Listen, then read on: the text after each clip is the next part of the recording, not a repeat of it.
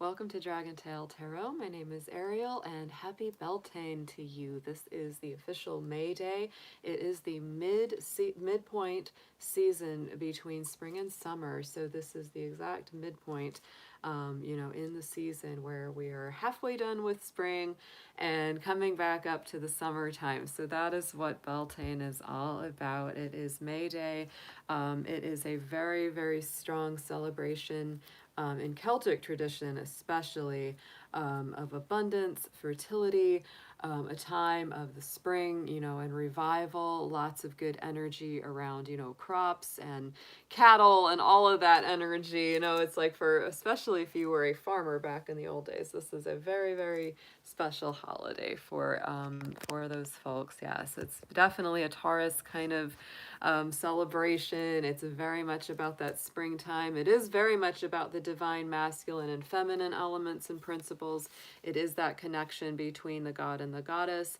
So it's definitely a very, very strong and very happy holiday. This is definitely one of those very upbeat, sexy, romantic, joyful, get out there and dance, get out there and enjoy some good food and good company kind of celebration. So very cool to see you all. Sorry I'm getting on kind of late. My phone needed to be charged up, so I had to wait for a little bit, but that's fine. I know that the people that are meant to be here will always be here.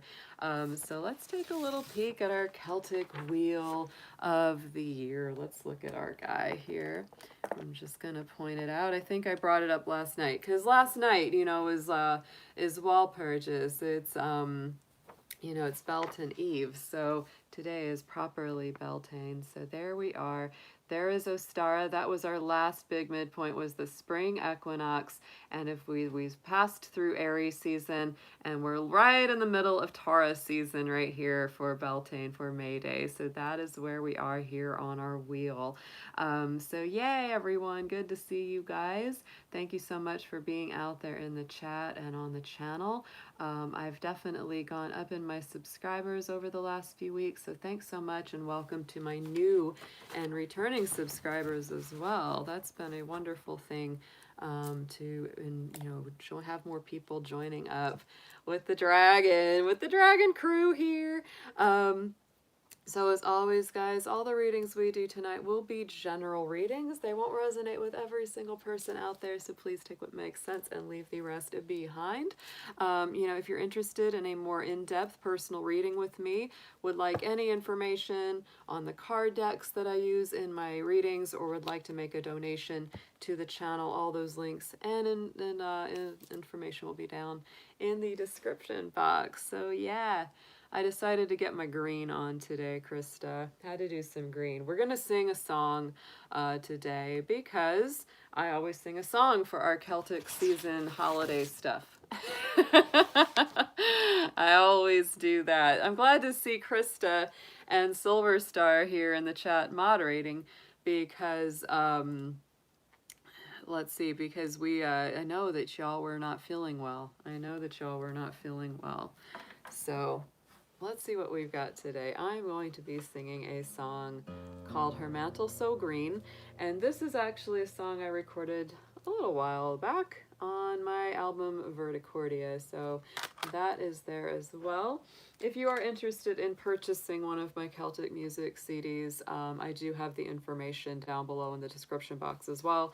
All you need to do is make a donation to my PayPal me of anywhere between 15 and 20 bucks, and just let me know that you would like to have me send one of my CDs to you, and it shall be done.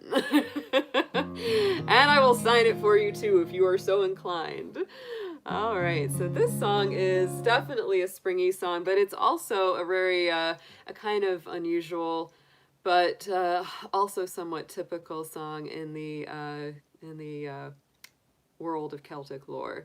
This is a really fun one. It's called Her Mantle So Green, and it's really about how these guys in these love relationships would, you know, get involved with somebody, and then it was either, oh, I'm getting shipped off to war, or oh, I'm really broke and we can't really get married or have a life until I go out and make my fortune. So these guys would go out, you know, and be gone for who knows how long, you know, years or whatever. And back then you didn't have things like the internet, or video chat or anything. So you know what the heck this guy's out there doing, and he doesn't know what the heck she's back home doing. So a lot of the time when he would come back home from years or who knows how long at war seeking his fortune, he would have a sneaky way of figuring out whether his lady had been faithful to him or not while he was gone. And so many times they would either dress in a disguise, or, you know, have some sneaky way of finding out if she was still waiting around for him or not, or if she had just moved on.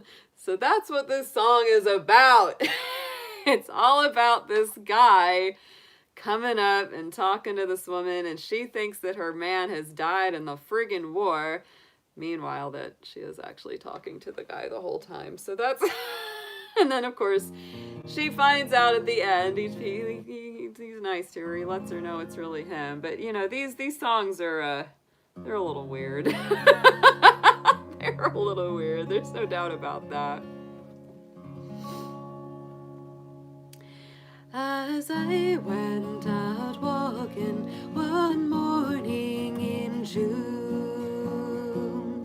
to view the fair fields and the valleys in bloom, I spied a pretty fair maid. She appeared like a queen, with her costly fine robes and her mantle so green. Says I, my pretty fair maid, won't you come with me? We'll both join in wedlock and married we'll be. I'll dress you in fine linen, you'll appear like a queen, with your costly fine robes and your mantle so green. Says she, now my young man, you must be excused, for I'll wed with no man, so you must be refused. To the green woods I will wander and shun all men's view, for the boy I love dear lies in famed Waterloo. Well, if you're not married, say your lover's name. I fought in that battle, so I might know the same.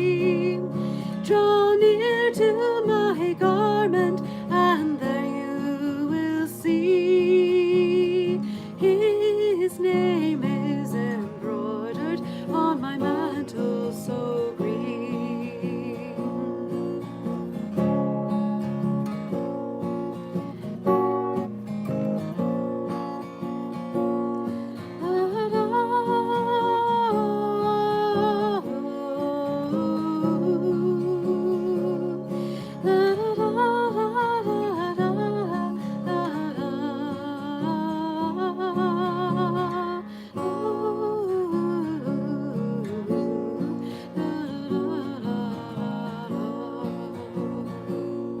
In the ribbon of her mantle there I did behold his name and his surname in letters of gold. Young William O'Reilly appeared in my view. He was my chief comrade back in famed Waterloo. And as he lay dying, I heard his last cry. If you were here, lovely Nancy, I'd be willing to die. And as I told her this story, in anguish she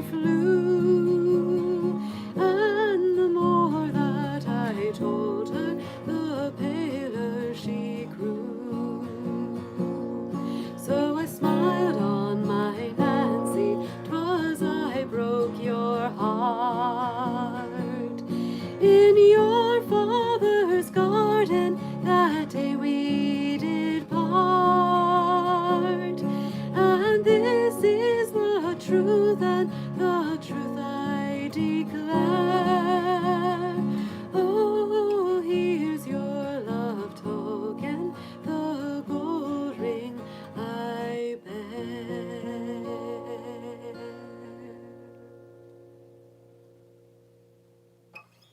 All right, guys. Let's see how we're all doing tonight. Let's burn some stuff. You know, Beltane is a fire festival. It absolutely is. So we are going to light some sweetgrass tonight. Thank you, Krista. Thank you so much, sweetheart. That is Her Mantle So Green. And yes, that one is included on my album Verticordia, if anyone is interested in purchasing one of these guys.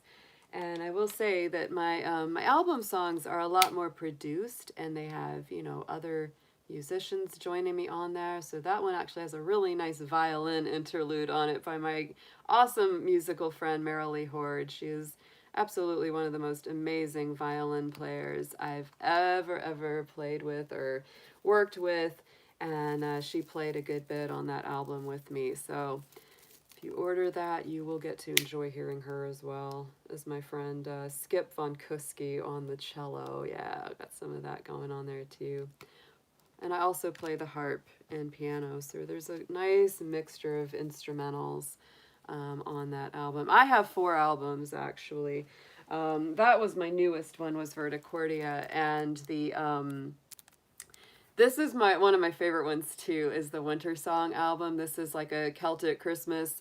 I say this is like Christmas songs for people who hate Christmas songs. Because I don't really like Christmas songs that much, but I do really love Celtic Christmas songs. So those are some really good ones. And I think that it makes it an album that's kind of appropriate for all year round, because there's definitely songs on there that most people would never recognize as like winter solstice albums. But yeah, yeah, I know most people really don't. I can't do like, you know, the cheesy Christmas music, but there's some pretty ones on there like Green Sleeves and the German version of Silent Night, and there's a couple things. Oh, Holy Night on the harp. It's very pretty, very pretty. But it's kind of one of those like Christmas music albums that isn't like, ugh, it doesn't make you feel like turn it off. All right, so let's see. Store a CD. Oh, thank you, Justin. Thank you for ordering one. I will pick one for you. I'll send you whichever one you would like. Whichever one you'd like. If you would like the one that I played the song from today, I'll send you that one. It's beautiful. All of them are enjoyable. If you're a fan of like Enya or Lorena McKennitt, it's that kind of music that's just like, you know, it's peaceful. It's peaceful music. I listen to enough like rock and roll and dance music, so that's how I get out my jump. But yeah, it's that kind of music. It's very like, it's melodic and it's pretty and it's, yeah, very nice. Flowing stories. Yeah, funny enough, my first album was called Flower Story. Yeah, my first CD is Flower Story. Flower Story, Crown of Stars, Winter Song, and Verticordia are the 4 albums I've produced. And I'm hoping to get back into producing music again pretty soon, because, you know, it's just, I mean, that and doing astrology and tarot are my 2 biggest things that I have worked at in my life. I guess I could add my eBay store into that as well, but eBay isn't really like a passion. It's more like real world money. So So I'm going to do first, we're going to start out with a collective reading for everyone. We're just going to pull some major themes of what this, you know, mid-season is bringing in for us as a group. I always do those on my Celtic season readings. So I'm going to start out with our dragons. Thank you, Moonchild. I feel very June Cleaver today. I've got like my little 50s kind of action going on. I'm going to go bake a banana bread after this. I'm going to bake a banana bread. It's a good day. Beltane is a good day to do some baking and some things with the hearth. And if you hear any noise outside, guys, it's because my mom is doing some kind of yard thing out there, and she's got the mowers and she's got the gadgets going on, so you might hear some You might hear some lawn work happening out there. I don't know exactly what she's doing, but I hear it. She's tooling around out there. All right, guys. So we're going to start with a collective, and then we're going to go sign by sign. Corianne, you got to freeze the bananas. Yeah.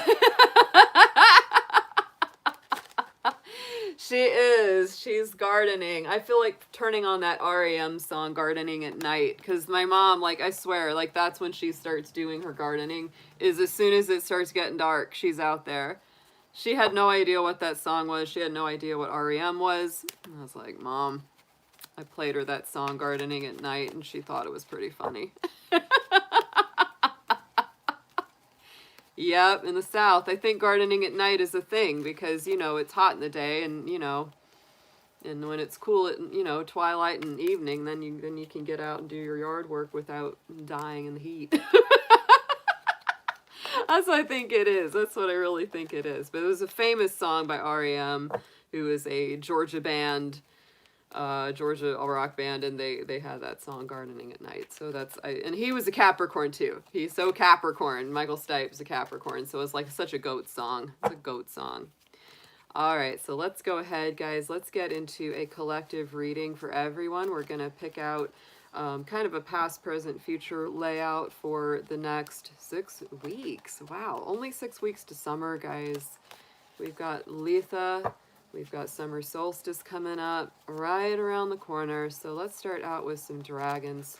Let's get a couple dragons on this to give us a little guidance. So dear angels, divine beings of light, guardians, ancestors, please give us some good information to use as we celebrate this beautiful day of Beltane, of May Day.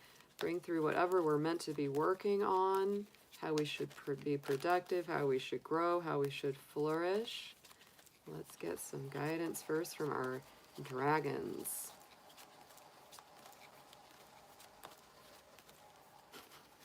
I think it's really funny that she's out there.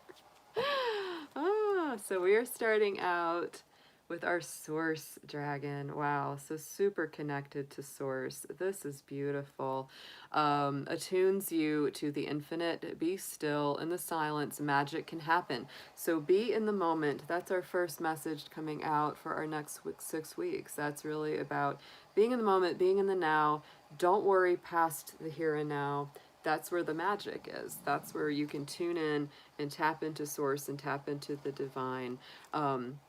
As we progress with that, we have our lilac fire dragon. Very nice. Transmutes through the power of divine love. Open up to the transcendent love and enlightenment. Purity of heart brings peace, hope, and joy. So I do believe that this is a beautiful, look at that beautiful energy. To me, this is really about that divine violet flame that's very connected as well with Archangel Michael. And it really is about burning away anything that isn't divine love, anything that isn't meant to be in our life. So there may be a process of purging for some, process of transmutation, and opening up to a higher level of love and connection with spirit as well.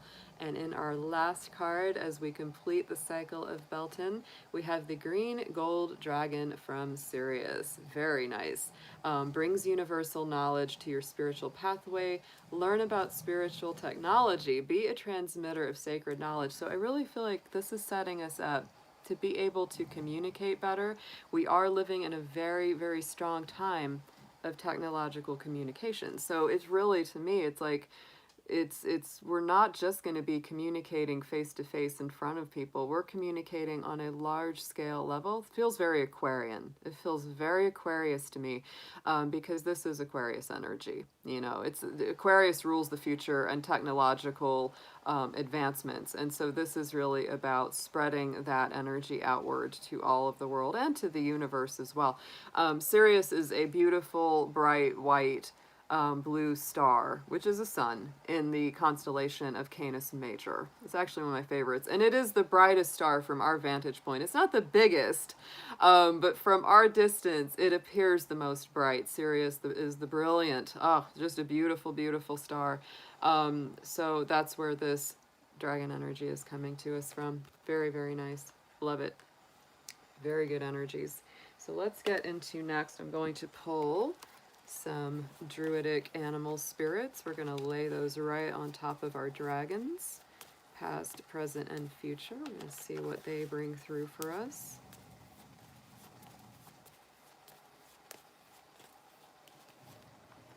Ooh, yeah.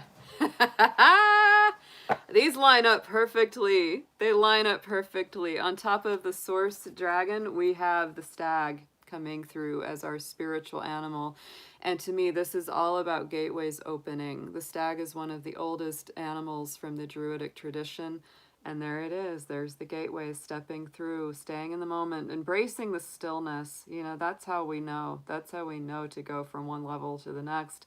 That's how we get in tune with our own personal wisdom to see where it is that we need to change. And look at this, what I said about transmutation. There is the adder, the snake, right in the center there on top of that lilac fire dragon. So there's absolutely, throughout this next 6 weeks, I believe that there is, it's almost like this refiner's fire, or shutting off the skins, shutting off something from the old life or the old ways of thinking and being. And it's really, like I said, it's purging away anything that isn't love, anything that isn't compassion, anything that isn't on that higher vibration and alignment. So there really is sort of a transformation and rebirthing process that's taking place along this cycle. And then look what we have on the outcome on top of that dragon from Sirius. This is incredible. We have the hawk. We have that future vision. Like I said, this is future vision. So I really feel that this Beltane season, as we start to build through this last part of the spring, we are stepping into some new gateways. We're transforming. We're purging things away. It's almost like that feeling like as you come back into atmosphere, certain things burn away, right? And it's almost that feeling like certain things are just going to be burned away out of our life. Some of it might feel a little chaotic, but I feel like most of it's going to feel like a very natural transformation that happens. And then I feel like there's this very Aquarian energy, you know, coming into it. Very, very futuristic, reaching for the future, reaching for those highest ideals, and using your voice to communicate positive messages of universal love to the mass consciousness. Woo! Is this nice or is this nice? So let's get into the witch's wisdom. Let's just use a couple of these. This is a nice collective read. I'm feeling very inspired by this one. This next 6 weeks going to be awesome. This is definitely a power time of growth and productivity and getting things moving. It's that Taurus energy. Yeah, I like it too. I like it too, Rachel and Markers. I really enjoy these. So let's get a little wisdom from the witches. This is our wise woman cards about the seasons and the observances. Please show us past, present, future for this Beltane season, please.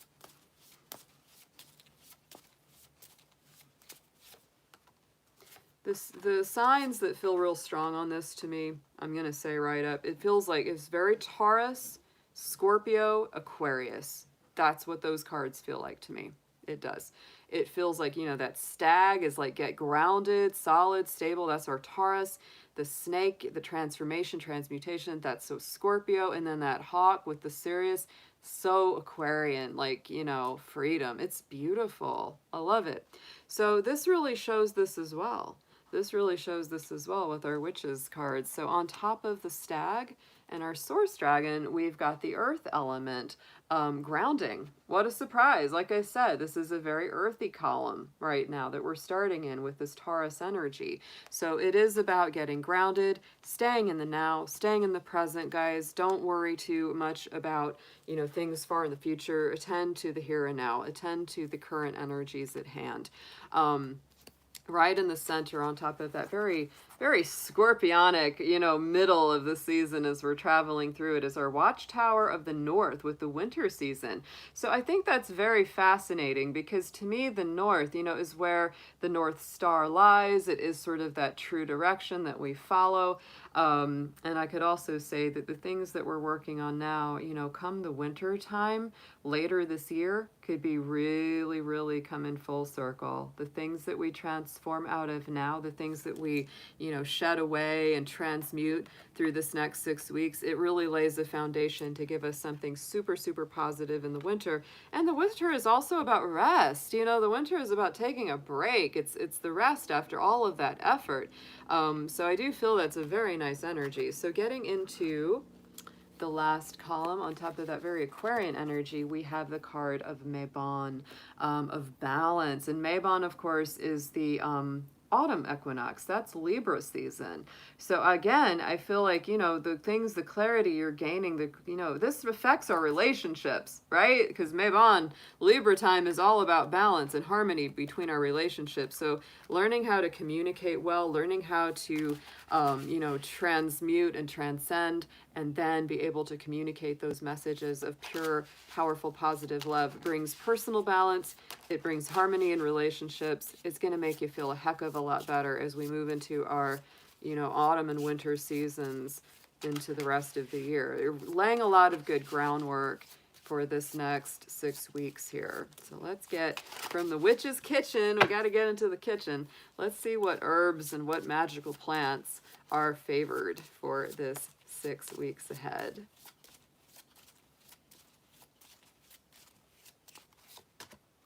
Ooh, yeah, the tasty ones. They're all kind of tasty, though. So, yeah, cover me in honey. Yeah, the ambrosia. So this is definitely some Taurus energy that we're coming into.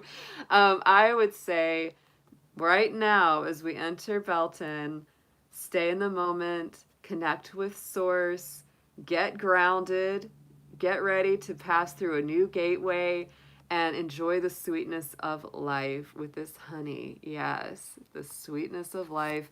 The honey is also very connected to community because it's the beehive. So if you've got a project or something that you're working on, don't be afraid to involve other people in it. This is something that everyone can come together and work on. Right in the center, we have the cloves.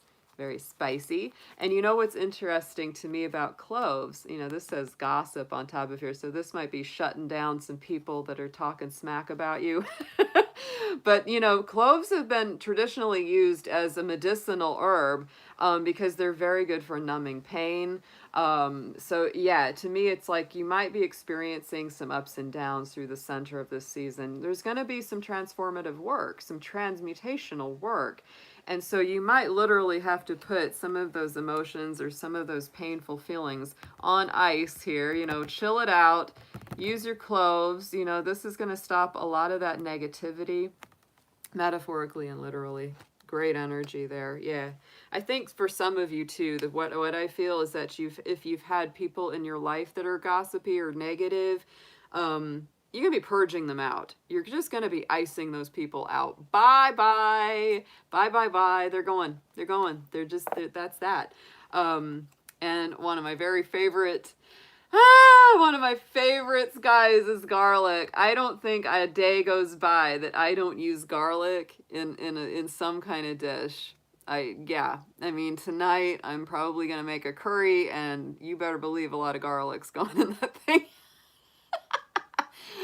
I cook with garlic pretty much every day. And the interesting thing about garlic is it does repel negativity. That's why in the old, the vampire stories, you hang the garlic to get rid of old Dracula, right? You keep those energy vampires at bay. And so I feel that this is a really nice thing that you could use. I mean, if you do like herbal magic, you can use garlic for that, to repel negativity, to keep negative people out of your house and home and in your energetic field. And I really feel that what we're doing once we kind of come full circle with this Beltane season is by that time we have really learned to communicate better, to kind of emotionally distance ourselves or physically distance ourselves from energy vampires or people that are really negative in our life, and just release them with love. You don't have to do it mean. You just say, don't go away, mad, just go away. And that's the way that works. And it brings back a lot more happiness, harmony. You're going to feel a heck of a lot better and a lot freer. And yeah, as a result, it's repelling the ickies. It's repelling the icky stuff. This is a nice read, guys. This is a great, like, this feels good. This feels good. This feels like we're really getting grounded. We're transmuting and transcending out of a lot of junk. And we're just getting into a much clearer place of great love, better emotional and personal boundaries. This is nice. Very good feeling. I feel like, you know, what we're doing here too, as we work through these kind of energies, is we're setting ourselves up in a good way for what's coming next. That's always, it's good, like, preparatory work, especially for those seasons of winter and autumn. That's what it feels like too. Lay these down. Get in order. There you go. All right. So now we're going to dig into all our 12 signs. We're going to do a couple reads for y'all. See what we got. I hope you're feeling better, Krista. You tough little goat. She's here. She's toughing it out here in the chat. Did Moonchild show up? I sent her a text. I don't know if she got it. I've been busy focusing, so I didn't know if she came into the chat or not, or if she's here, or if she's gone, or where she's at. My crazy ram. My wild Aries child. She's here, but had to mute it for a bit. Okay, cool. Yeah. Yeah. Oh, whenever we're doing that, doing the outside stuff, it's always really sniffly. My allergies were horrible yesterday. I'm surprised I was able to do yesterday's readings, because, ugh.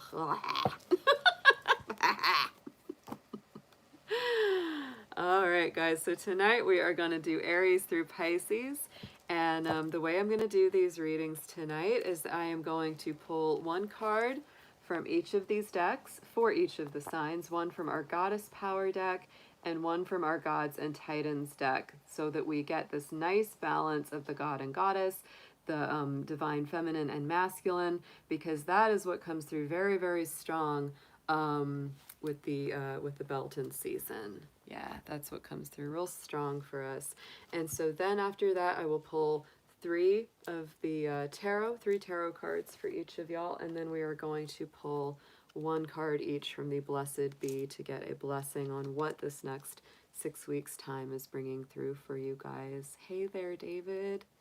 Good to see you. Yeah. All right. Good to see you, honey. I hope you're doing great today. It was a beautiful day here today. The weather is absolutely gorgeous. Allergies or not, the weather has been beautiful for sure. I've just been having to take my Zyrtec and just tough it out because I can't stay inside when it's that nice.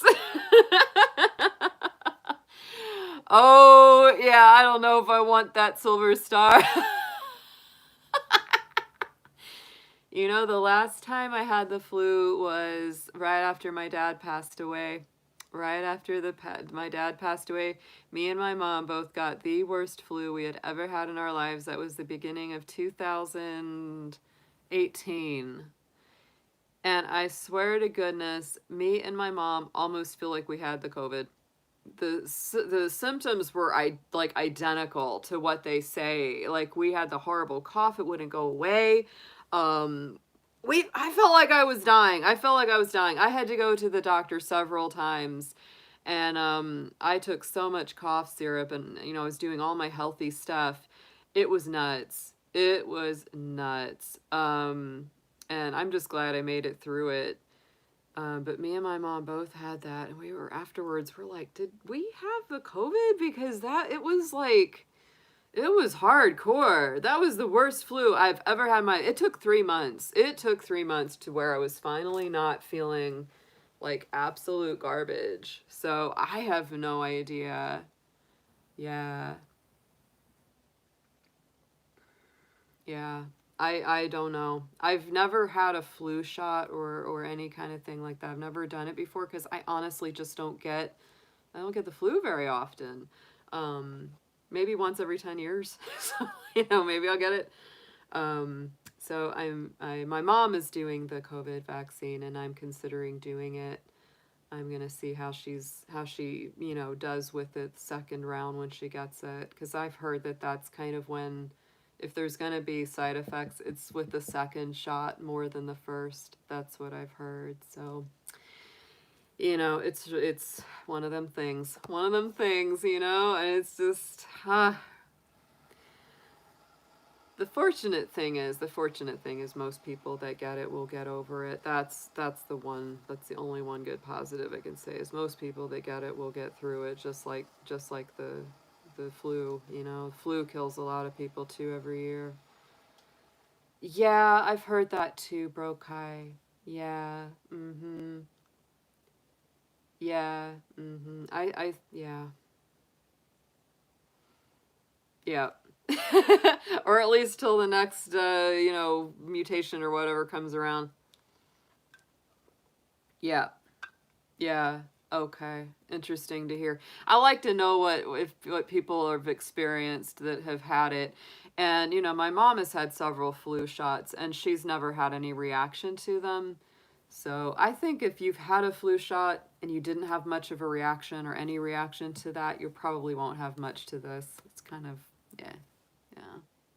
We're just doing best we can. Keep washing your hands, y'all.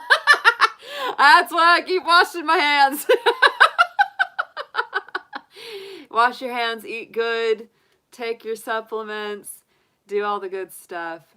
Always do the common sense, that's for me. I always do all my common sense things. So, all right, let's go ahead and jump on in, guys. Yeah, wash your hands. Soap and water are powerful and awesome, and they feel good. So, yes.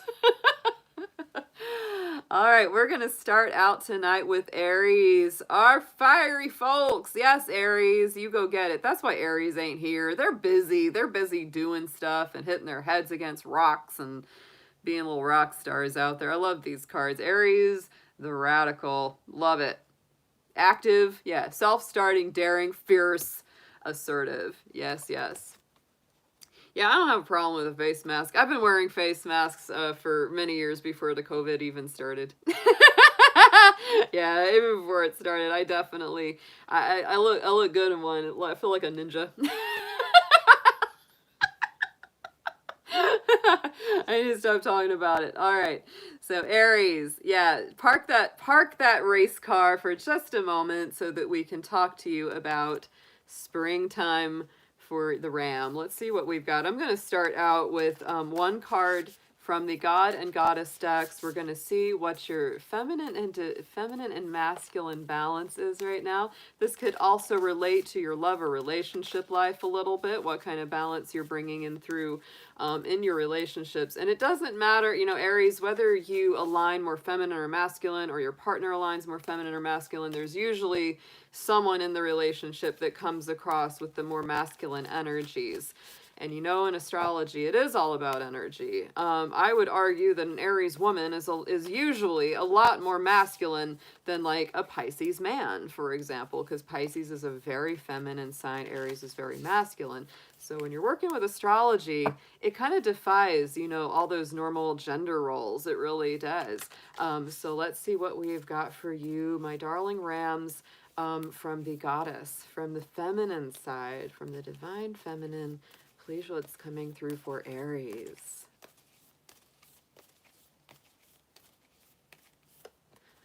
Ooh, Lilith, independence. What a badass woman to come through for you.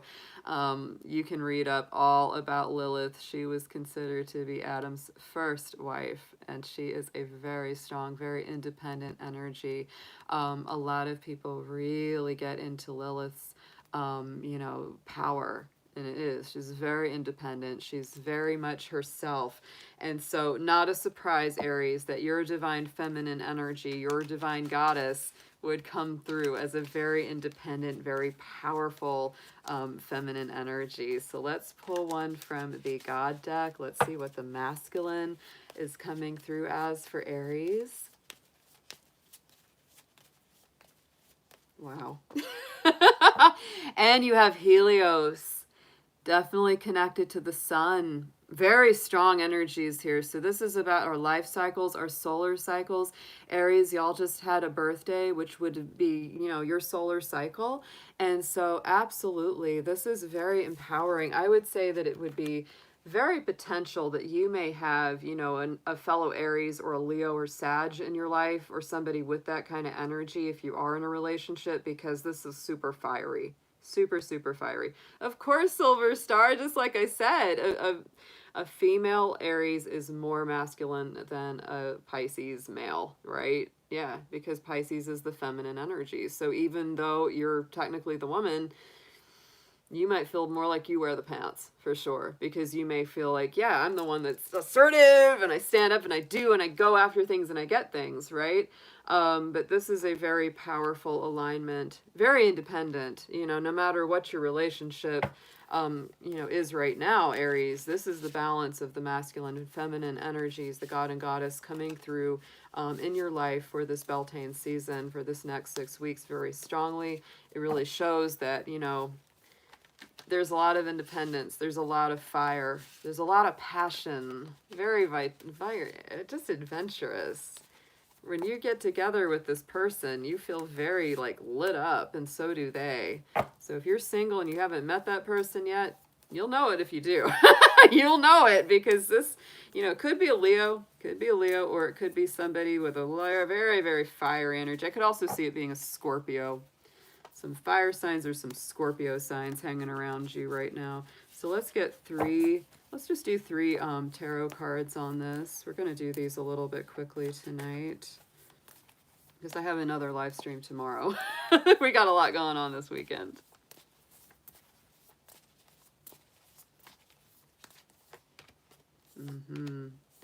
Wowee! Get ready, Aries. Get ready. Look at your 3 cards we got for Beltane for this next 6 weeks. We got the King of Swords, we got the Star, and we got the Transformation on this. So let me tell you, this is some strong Aquarius energy. Very strong Aquarius. The King of Swords and the Star card are definitely Aquarius power cards. So if you have Aquarius in your chart, or you're with an Aquarius, this reading will be extremely strong for you. What I feel with this, though, is that you are sitting here as this master strategist. This is very nice. You're really thinking about, good plans for the future, making good logical decisions, detaching yourself from a lot of drama, gossip, chaos, etc. Stepping into the Star card, one of the most positive cards of the entire tarot.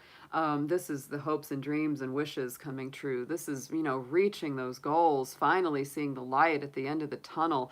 Really, the chance for everything that you've been working on to come true. So I really feel like this next 6 weeks, Aries, you are so involved in making choices that have this happy outcome for you and get things moving.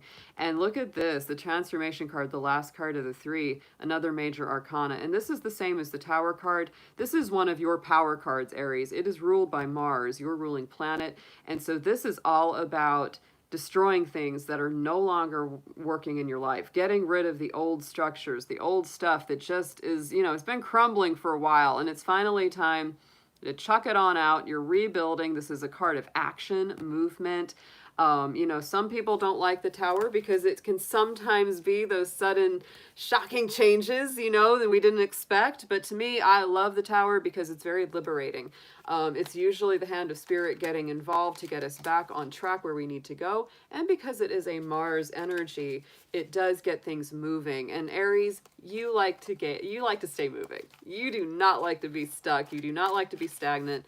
I feel like you're emerging very powerfully. Like I said, strong signs. Strong signs on this reading are your own sign, Aries. You're coming through very strongly here. We're getting some Leo energy, some fire sign energy, and some very strong Aquarius energy on this as well. So let's get a blessing card. What will you be blessed on in this next 6 weeks Beltane season? Please, for Aries, show us their blessing.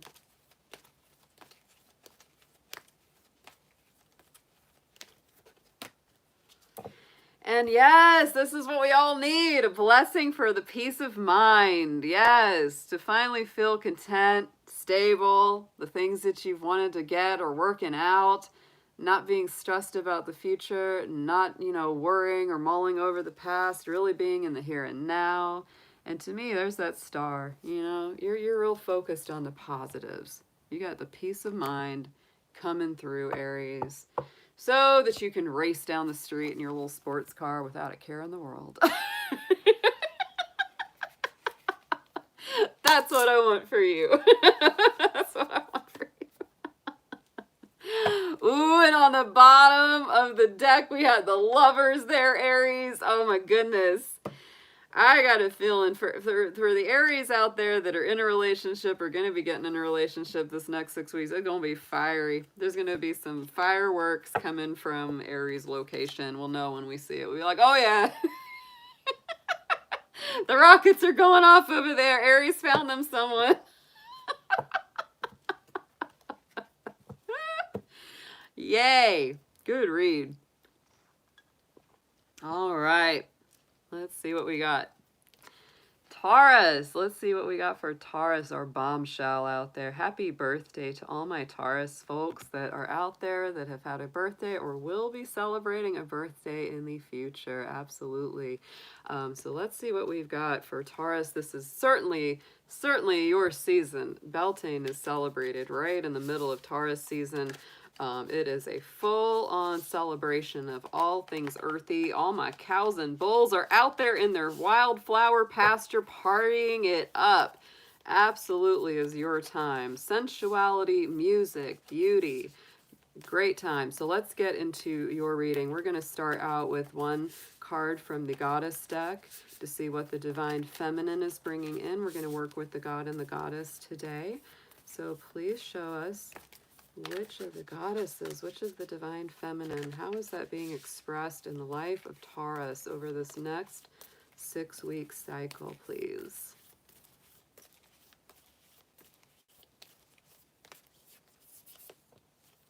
Ooh, magical. So magical. There's Caradwin, the energy of potential. So Taurus, get out your cauldron. The old Caradwin's cauldron, right? This is where magic comes from. This is manifesting. This is using your intentions. If you do ritual or spell work, wow. That's what's coming into your life. If you're the Divine Feminine in a relationship, or, you know, that's what's coming into your life. And if you have somebody else that you feel is your Divine Feminine, that's what they're bringing to you, is magic. You know, the potential of manifesting things over this next 6 weeks. Very nice. So let's get into the God. Let's get into the Divine Masculine. Let's see how that is coming through in your life, how that's being represented to you. I'm feeling this. This is like, wow. Very, very frisky energy. Woohoo! Power. This is a power coupling. We got Shiva coming through as the Divine Masculine, and Shiva is very Scorpio energy, I will say. The creator and destroyer. That's why I see Shiva as very, very Scorpio-like. So you may be in a very strong relationship or getting into a very powerful relationship. Could be with a fellow Taurus or Scorpio. You know, it could be, because that to me feels very strong. It's like, to me, there's something that, you know, in a relationship, something could be broken down so that something new can be built up. You could be going through some things in a relationship, absolutely. And within your own self, like if, you know, you say this isn't about relationship at all, this is just the two, you know, feminine and masculine sides of myself. This to me is creating something out of old destructive patterns or tendencies. It's also destroying something that needed to be gotten rid of, because like I said, Shiva gets rid of things in order to rebuild them fresh and new. Very powerful deities to call upon. So nice, very nice energy, but very intense. There's a definite balance here between Taurus and Scorpio. That's what I really feel here. And you know, Beltane is the, you know, counterpoint to our big Scorpio festival, which is Halloween in 6 months. So let's get into some tarot for you. Let's pull 3 on this, please, for Taurus for their next 6-week cycle. What are they building? What are they bringing in through this time of Beltane?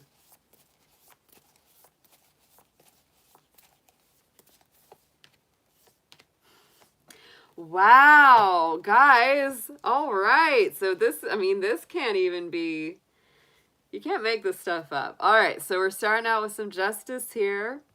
Strong Libra energy.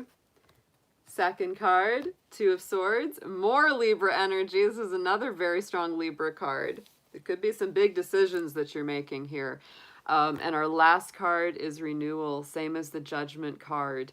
So there's some more of that Scorpio energy. So here's what I feel about this. Taurus, over this next 6-week cycle, you are working on balancing things, getting better harmony in your life, bringing in, just this better feeling of balance, feeling of getting along, reciprocal energy. And if something wasn't fair, you're really working to restore that fairness, to right the wrongs.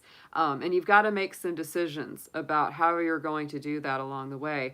For a few of you out there, this could involve even a legal, action, court battle, court issue that you're working on as well. Simply because these two cards are so justice oriented, so Libra oriented.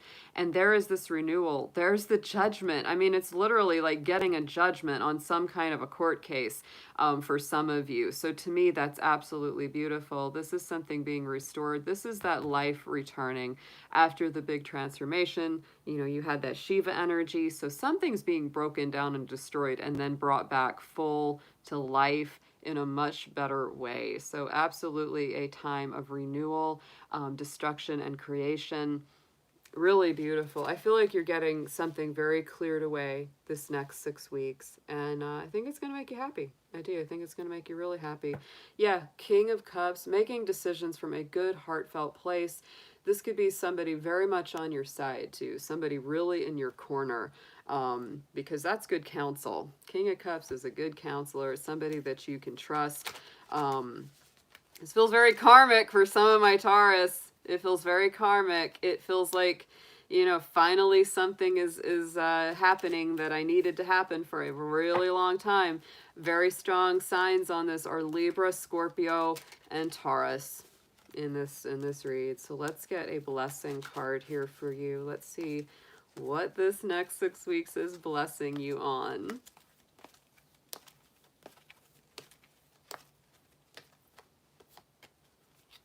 Look at that. Yes. Blessing for a fresh start. Taurus. Something's getting taken apart so that something new can be built up fresh. And I think it's going to feel like a whole lot more. This is going to feel like it's much more in your favor. Yes. Much more in your favor. Blessing on a fresh start here, Taurus.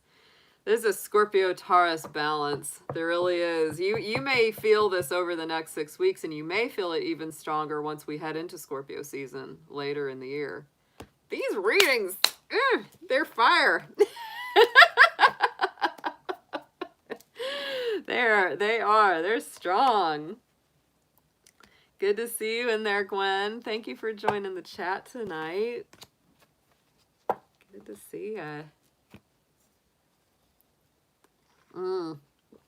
Scorpio moon is intense. My astrology teacher, Lynn, had a Scorpio moon. She talked about that business all the time. She said it's one of the harder moon signs to have. Yeah, because it's very intense. My dad was a Scorpio moon as well. It is. It can be very intense. You got to find good outlets for all that passion, for all that intensity. You got to find good outlets for it. With my dad, his big passionate outlets were like studying history. I think this is very funny. It's like coming from a Scorpio moon. He was into World War II history, ancient Egyptian history. He loved like shipwrecks, things that were under the water, sunken cities like Atlantis. What a surprise. He was into all this stuff. And he was an Aquarius, so he was like into UFOs and aliens. I mean, he was passionate about a lot of subjects. He loved to read and watch documentaries and movies about all this stuff. Like, if he got interested in something, it's like he couldn't dig deep enough, right?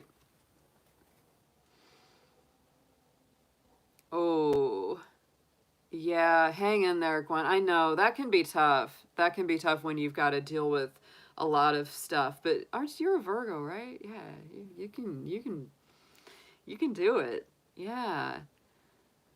Take your chamomile tea. Do the things that you need to do at night to really wind down. And yeah, little gem sun, Pisces, Scorpio moon. Yeah.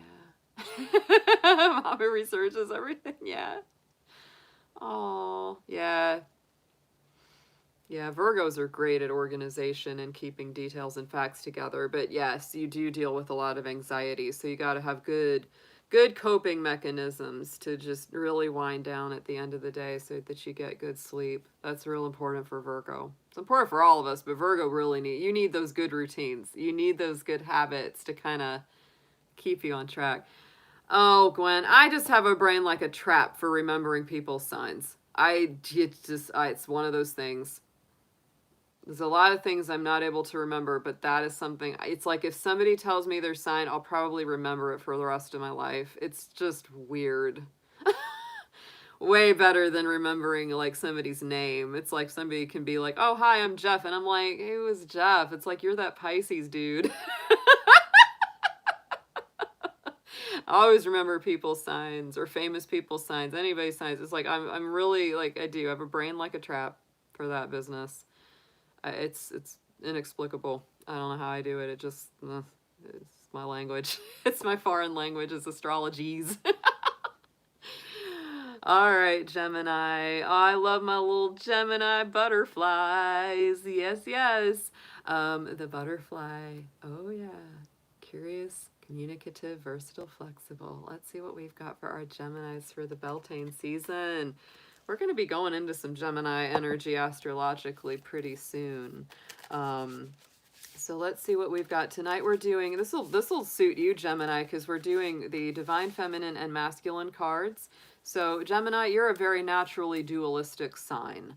You're a very strong dual sign. So you have those two distinct sides. Many times Gemini will have signs that are very distinctly feminine or masculine within themselves. Not always a surprise. So let's see for this next 6 weeks, starting with our Beltane season tonight, what is coming through for you from the divine feminine. We're going to start with the goddess cards and see which one of them is going to be most strongly expressed through your life.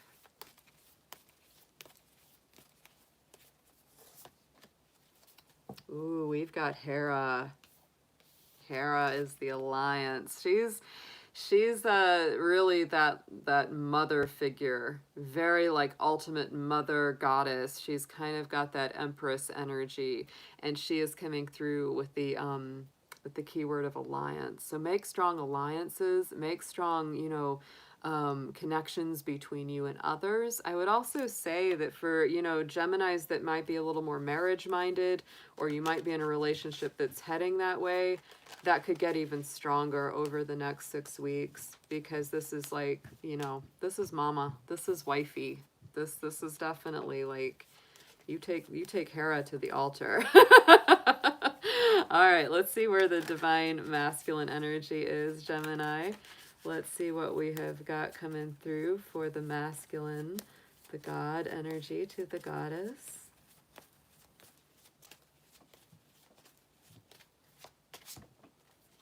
Ooh, very sexy. Very, very sexy. We've got the Cernunnos. So Cernunnos is coming through, the green man. This is the wild hunt. It is really, it's that passionate, very sexual energy, but it's also very passionate. So to me, the connection of these two Gemini, that's very nice, because Hera is devotion, it's commitment, but then Cernunnos is also that like sexual energy. He's very much like that masculine counterpart to the Empress. So in a lot of ways, they're very, very complementary to each other, because both of these figures are sexual, passionate, creative. They know how to make things happen. They're assertive. They know how to manifest. So I would say, Gemini, whether this applies to you in the realm of relationships, like, in your actual one-on-one relationships or romantic relationships, you have a lot of power on your side. You have somebody that's very passionate about you, and likewise, and they're very devoted. Like, there's devotion and there's passion at the same time. And if it's just you, if you're a single Gemini, you can make some things happen this next 6 weeks there. Oof. That's some big time creativity. That's some awesome work. If you've got a creative project, Gemini, it's very likely to flourish over this next 6 weeks. So let's get 3 tarot cards on this. Let's see what's coming through for you this next 6 weeks, Beltane cycle.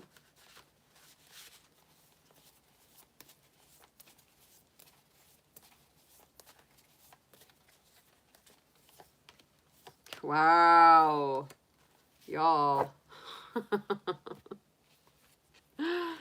10 of Pentacles. Starting out, what did I say about manifesting? There's definitely some manifesting. You're creating either some wealth, abundance, something very solid. Y'all could be getting engaged. You could be moving in together, getting married. There's something that's like, you know, commitment, structure, stability, better things coming through. In the center, we've got our Chariot card. So that's definitely, again, moving to the next level. That also brings in that element of the home, because this is the Cancer card. And this could really show that you're heading in the direction of having a new home, building a new home. And I think that you're leaving something behind. I do. I think in that process. And what usually this could be leaving a relationship or leaving a home. But the way that I feel about this, because of the way that this is coming out, the layout of it, the order of events, I get this feeling like you somehow either have a windfall of money, you get a better job, something happens that really puts you back in a more stable place.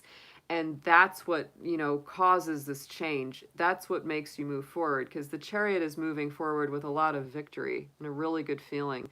And I think that as a result, you may leave an old home, you may leave an old situation, because this is coming in, and of course that's going out. So you're walking away from something, and I don't think it's going to be bad. I don't think it's a bad something you're walking away from. You're moving fast though. Like, this is a quick moving energy with this Knight of Wands. You're heading towards something that's very passionate, makes you feel excited.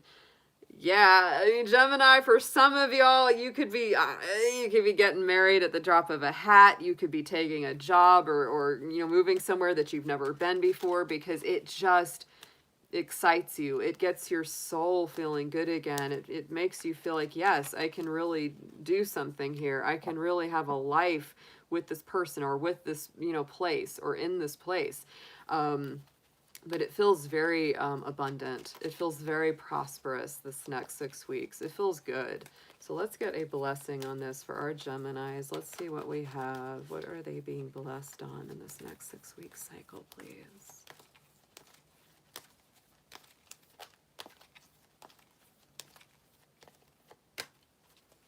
And look at that. See, a blessing on your family. We got all that family energy coming in, like this 10 of Pentacles, the Chariot. This is all very like family, home, abundance. You know, Gemini, if you already have a family, y'all might be moving. You all might be like, you might get a job or son, or your husband or wife or girlfriend, boyfriend, you might get something. And it's like, you got to go, and it's going to bless everybody. Like, everybody is left more fortunate for that action. Wow. Good stuff. You also could be adding to your family. So if you don't want to get pregnant, just be careful, because I'm saying with Hera and Cernunnos, Gemini. Somebody's getting their jump on. So I'm just saying, if you don't want that, you're going to wrap it up.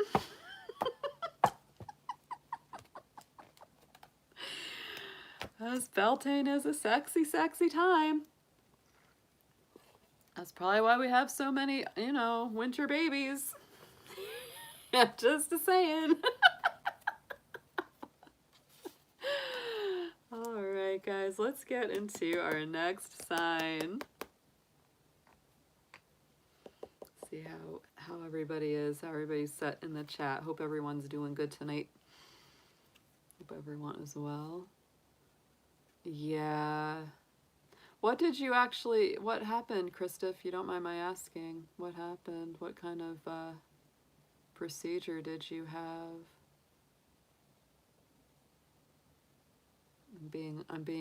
I'm sticking my dragon snout into her business here.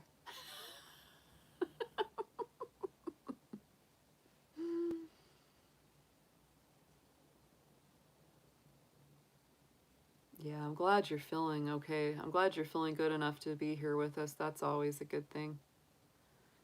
That's always sort of a comforting thing for me if I can hang out like on a live stream with someone when I'm not feeling good. It's like always makes me feel better.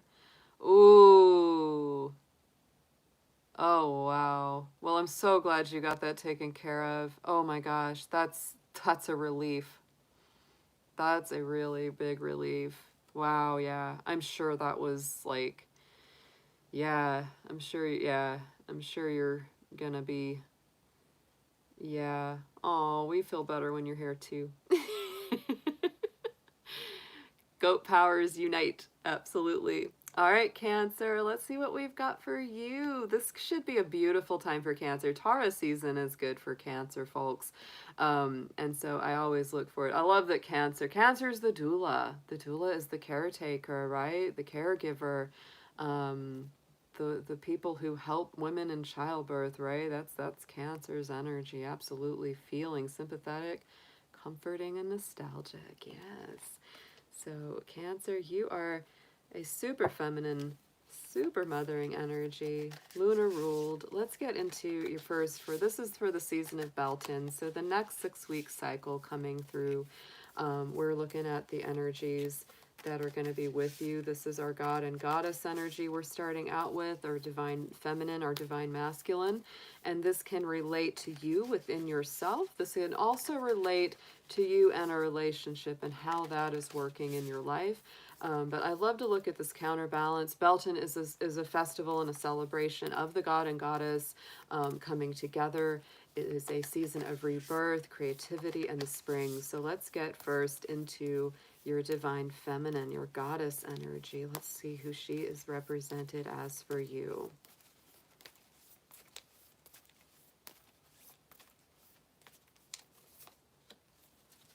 Ooh, I like this one. Bensai Gen, the spirit of beauty. So, Cancer, I feel like this is really about your inner and outer beauty. This is about attending to your personal needs. Could be needs for self-care, self-love. Could be even a time for a little bit of a makeover, whether it is like you're doing your hair, going to the spa for a day just to completely relax and enjoy. Maybe getting yourself a little bit of a new wardrobe going on, just something like that. But of course, it is also about the beautification of the interior, really remembering your own worth, remembering that your heart and soul are very, very important. And that, it's not just about you having to care for everyone else all the time. It's also about you needing that care and that love as well. So let's get into the divine masculine here. Let's see what he is coming through as.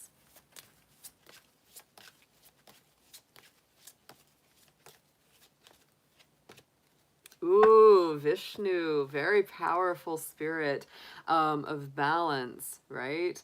And I believe that this is, again, a very creator kind of energy. So I think this is beautiful between, the two aspects of yourself, masculine and feminine. This is bringing in that need for balance and beauty. Look at that.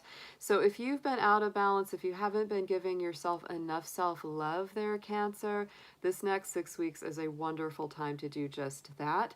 And I also feel that within your personal relationships, if you are in a relationship or we're looking to attract one, this is what you're bringing in. And I think that it's sort of like, this is very nice because both of you see the inherent beauty in each other and you both feel that you're a natural counterbalance between the two of you. And it also may be that, if you're in a relationship and it's been struggling, you're looking to restore balance and beauty to the dynamic. So this is nice. Let's get into some tarot for you. Let's pull 3. Let's see what our little cycle is coming through over this next 6 weeks of Beltane for Cancer.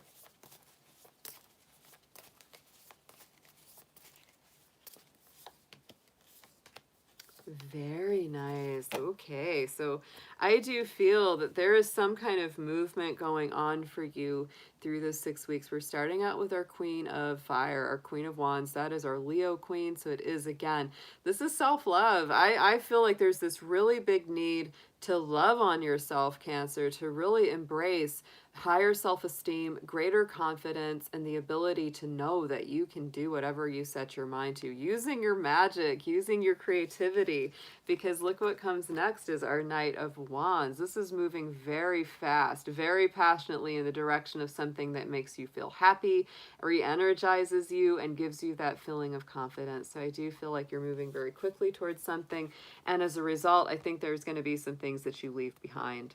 Look at that with that Eight of Cups. So to me, the Eight of Cups is always about leaving behind something that has not been emotionally or spiritually satisfying, something that's like, yeah, it's time to go to the next level because there's more out there for me, right? So sometimes this can literally be moving from home, leaving an old relationship, etc. But something is really moving very strongly ahead. You're not going to just sit still over the next 6 weeks here. Very strong energy of Leo and Sagittarius. Also could be Pisces. Could be Pisces, Scorpio, Cancer for you. And on the bottom, we do have the Five of Swords. So definitely be aware of anyone that doesn't have integrity, isn't the right kind of person to be in your life.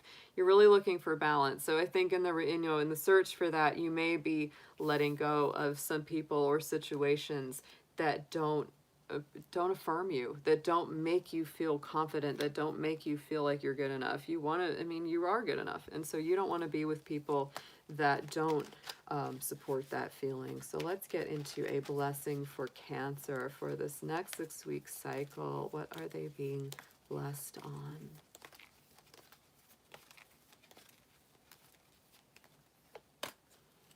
Yeah, a blessing on your wisdom. And I think that this is about making good choices. There's our little owl there, our owl and our raven helping you make those wise choices, right? And so Cancer, I do think that you are looking to balance, you're looking to clarify, and you're also looking to go in a very positive direction with your life. And so this is helping you to use your wisdom. You know what works for you, you know what's good for you, and I think that you're going to make the right choice accordingly, because I think you're going to let go of the things that don't work for you and head towards the things that do work for you. It's a very nice read. Yeah.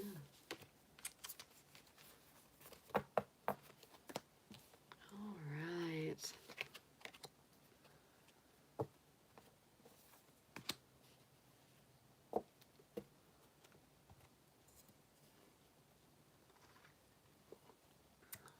Nice sleepy day. It's a relaxed day. It feels good. It feels really good. I slept so good last night too. I did. All right. Let's get ready for our next one. It's going to be Leo. All right, Leo, the lover. Yes. Expressive, creative, loving, playful, and warm. There you go, Leo. Hope you are doing awesome during Taurus season. I know Taurus season can be a little bit tricky for Leo. But for sure, it's still a good time. But it can be a little bit of a headbutt during Taurus season, because Leo does square Taurus, and it can be that, like, battle between two very strong personalities at times. So let's see what we have. We're going to be doing a reading tonight for Beltane, the Celtic festival of Beltane. That is the mid-spring festival. And so we're going to bring in, this is for the next 6 weeks, and we're going to look at your divine feminine and divine masculine energies through the God and Goddess decks, and also get some tarot and see what is being represented and what is moving in your life this next 6-week cycle.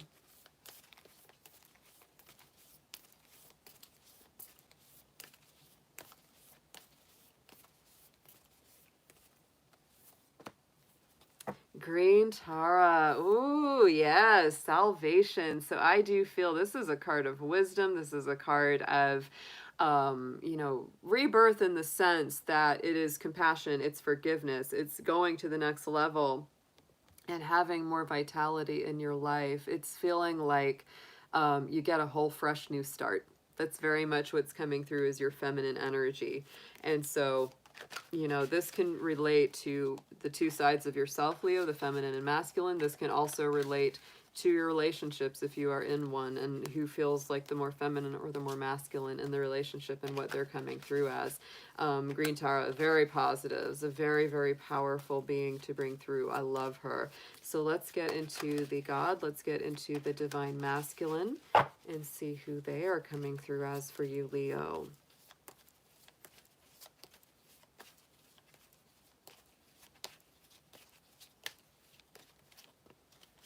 Look at this. Very powerful. A little bit of a saving grace feeling here, isn't there? So I do feel like here's Shiva. That is our destroyer and creator. Very strong Scorpio type energy to me. Green Tara feels more like Virgo. She feels like such a Virgo or Taurus. It's that very kind of like giving, caring, nurturing. How can I help? How can I serve you? And so to me, there's these two very, very strong sides going on for you, Leo. I feel like the masculine energy is really being expressed. That active energy is like, let's knock this thing down to the ground and rebuild it and restore it and recreate it.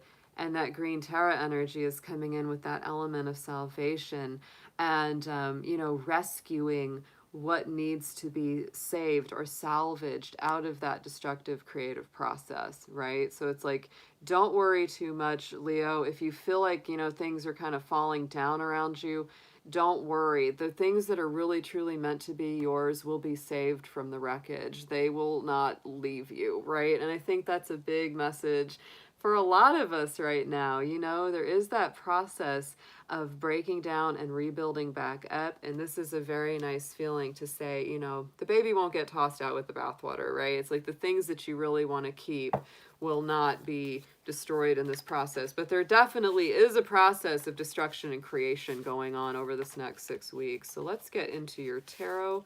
Let's get 3 cards on this, please, for Leo.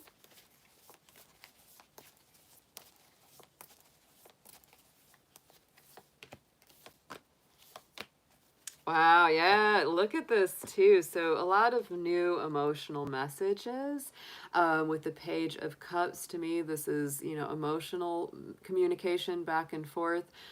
You could be talking with a Pisces, Scorpio, or Cancer. We got some strong Scorpio energy on this with Shiva, no doubt. That's a very strong energy. This can also be forgiveness and apologies, right? The Page of Cups. Next to that, we're getting the Moon, another very strong Pisces card, also Cancer. So you're getting a lot of water energy on this reading, Leo. So to me, the Moon is listening to your soul, listening to your intuition and your perceptions. Don't ignore those. Don't ignore your dreams. Don't ignore those feelings from spirit. Don't worry too much if things are a little bit unclear or a little bit uncertain at the moment.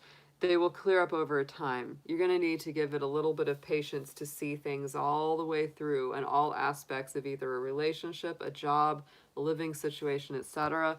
But outcome card is the 6 of Swords, one of my absolute favorite cards in the tarot, because this is all about making that very strong choice to get into that boat and leave behind the troubled waters for the clearer, calmer future ahead. This is the end of challenging times. It's the end of a difficult cycle. I love on the boat, they actually have the words, let's see, what is it? It's hard to see it. It's, yeah, Vita Nova. It's new life, right? So you're heading towards a new life. And that comes as a result of making this very conscious and intellectual choice that you're no longer going to engage in difficulty or drama or gossip or ups and downs. You're going into the direction of a new life. Look at that. There it is. Vita Nova, 2 of Wands on the bottom of the deck. So to me, that is doors opening. Some old doors closing as a result, but you're really looking into where you're going next. You might be doing it alone or you might be doing it with a partner.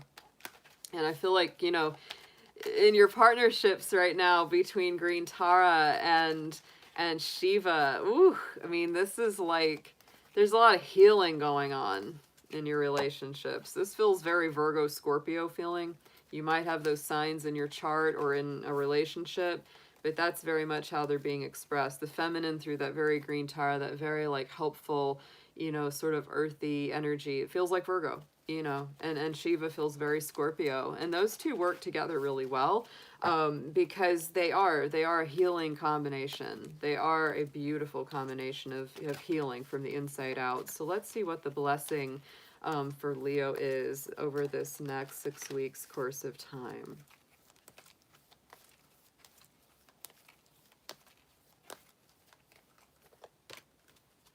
And you've got it too, Leo, a blessing on your family, right? So there it is, you know. Whatever it is that you're doing on the whole is going to be a blessed time for you, your family, and whoever you consider to be your family. Maybe you're trying to build a family and this is helping you as well. Wow, so, so nice. Ah, very nice reading, Leo. Leos are great in family dynamics on the whole. They really are. They're very loving. They're very generous. They're fun. They're playful. Yeah. Welcome to the chat series. I like that name. I do. Yeah. Good. Yeah, that sounds good, Brokai. That's definitely what I get out of this, for sure. A lot of Virgo energy creeping into your reading there, Leo. So now we're heading into Virgo proper. Let's see what happens there. Maybe some Leo will creep into Virgo's reading, vice versa. So Virgo, I hope you were doing great. Here we go. We have got the Alchemist. Ah, I love that they call Virgo the Alchemist in this card. Absolutely. There they are with all of their herbal remedies and their plants and the connection with nature. I love it. Yes. Methodical, aligned, ritualistic, efficient, insightful, healthy. Yeah, I like this one too, Krista. Sometimes I like to change these around with the ones that I use for the signs, for the sign call out. This is called the Numinous deck. This is a fun one. It has the signs, the houses, the different aspects astrologically in it. It's very fun. It's a very fun one. Wait till you see Capricorn. You will laugh. You will. You'll like it. All right. So let's get into it, Virgo. We are doing a Beltane Day, May Day reading for you. This is going to bring energies for the next 6 months. And we are looking at tonight your God and Goddess energy, the divine feminine, the divine masculine, how they are being represented and working through your life. So let's start out with our goddess for Virgo. Let's see who the divine feminine is coming in for you. Let's see how she looks.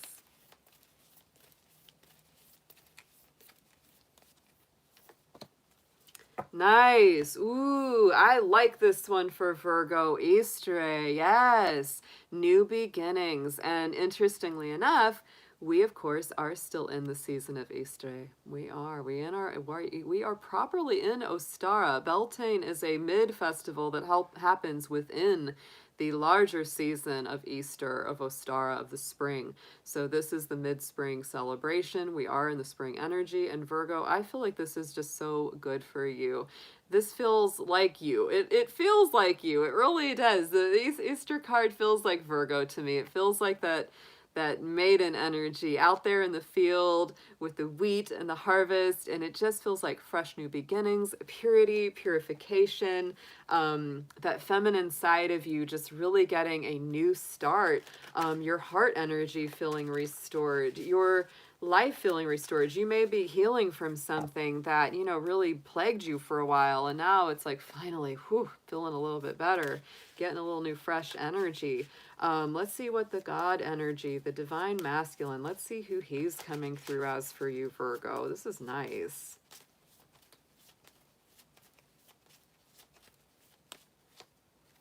Look at Shiva showing up. How are you feeling about this, Virgo? There's our Scorpio energy with Shiva, the creator and the destroyer, right? And so to me, the action that you will take, because the masculine aspect is our active, aggressive side, right? It's where we're assertive. It's where we take action. And so you're taking some pretty strong actions towards your new beginnings, Virgo. You're coming at it. You're like, I'm going to burn this down. So I can build something nice and new and shiny. Very, very interesting, Virgo. I like that. So as well as I would say, you know, these two sides of yourself are very strong within yourself, the divine masculine and feminine. But I would also say that if you're in a relationship, you know, both of you are very focused on creating some new beginnings. And whoever the divine masculine is might be like, you know, just show me where to put the flamethrower. And you're like, over there, you know, like we need to burn that, we need to burn that. So you can work together like really well on this. This is some interesting energy. All right, so let's get 3 tarot cards on this for our Virgos. Let's see what this progresses like over the next 6 weeks.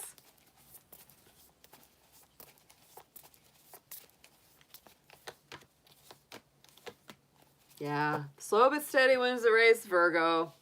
This will be a nice process, though. We start out with a lot of new ideas. Page of Swords coming through. So this is the birth of new ideas. Logical, perceptive, insightful.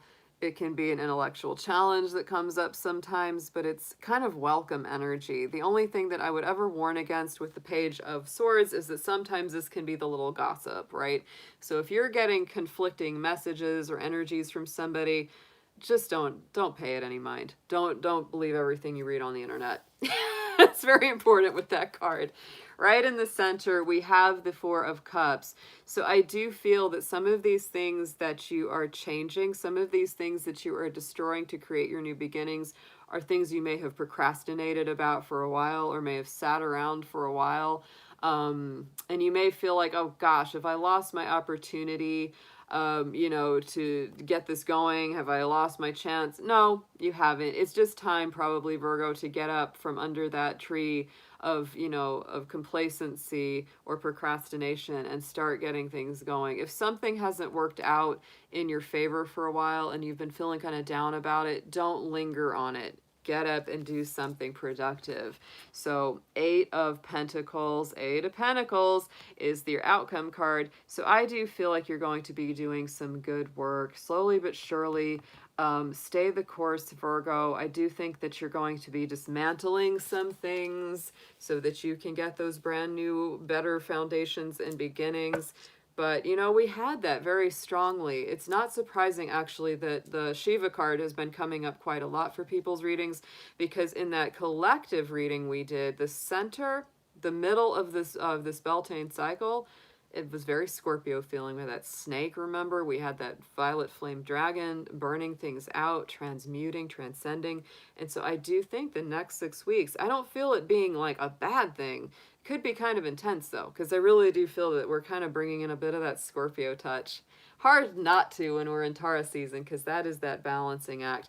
But Virgo, for you, look what's on the bottom there, the World card, Saturn energy right there on her dress. Yes, this is cycles. This is big cycles ending and new big positive cycles beginning. One of my favorite cards, of course, because it's a little bit Capricorn, but it is success, joyful accomplishment, finally getting to the end of something that's been difficult for you. That's what I feel about this. Feels very good, really good. So let's get a blessing on this for my Virgos. Stay the course, guys. Don't procrastinate. Get your work done. And yeah, dismantle the old crap, because it's time. It's time for that.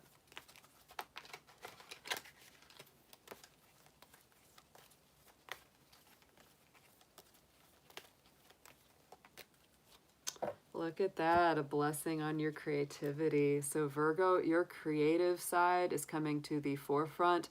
This could be creative solutions to any of your problems, creative solutions to the things that you know that need to be transformed and rebuilt.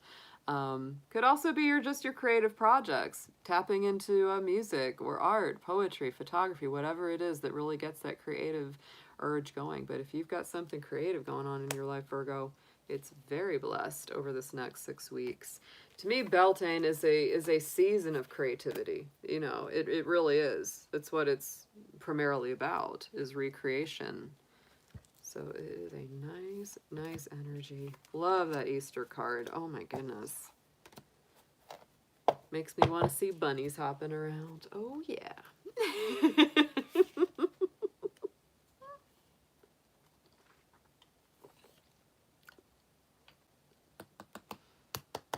Spring is definitely the bunny hop season. It absolutely is. All right.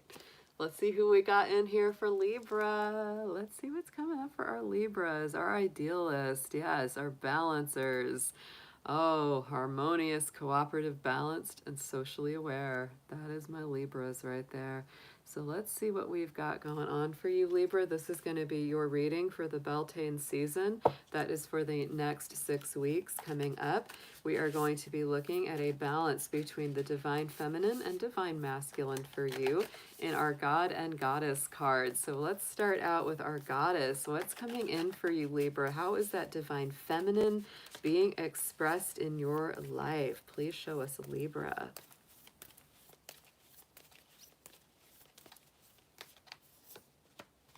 Nice, nice, nice. Mama Kila, this is the moon. Yeah, she's very strongly, like a little like that high priestess.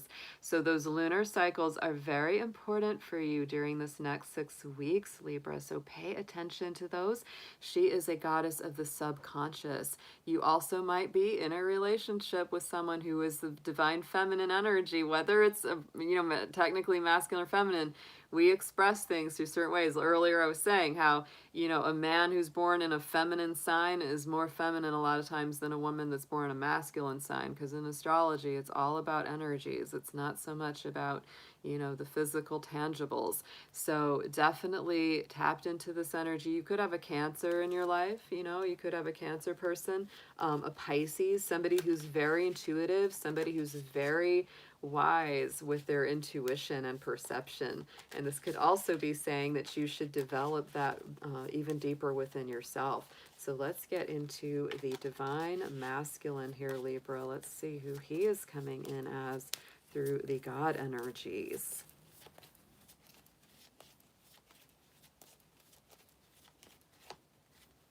Nice. Ooh, yeah. For once it isn't Shiva. I got Shiva popping up so many times. But we have Ra here, the sun god. So Libra, I'm loving this energy, actually. I'm actually loving this because it's the sun and the moon. And Libra, you are a dual sign of balance. You're balancing between the very divine masculine energies of the sun god Ra, and then the energies of this moon goddess, Mama Kila. Look at that. So in your life, whether you're single or coupled, you're really balancing those two sides, the masculine and the feminine, really strong.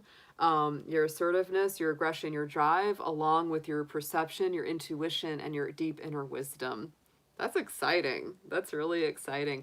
Libra, many times, I will say, brings through those two sides, because Libra, you're all about those scales of balance. And, within your relationships, you need the balance of that power, of those powerful energies of the masculine, feminine. And within your own personality, you want that too. Because remember, Libra, your polarity sign is Aries, which is super, super masculine, right? Very masculine sign. So let's get into the tarot. Let's pull 3 cards for you.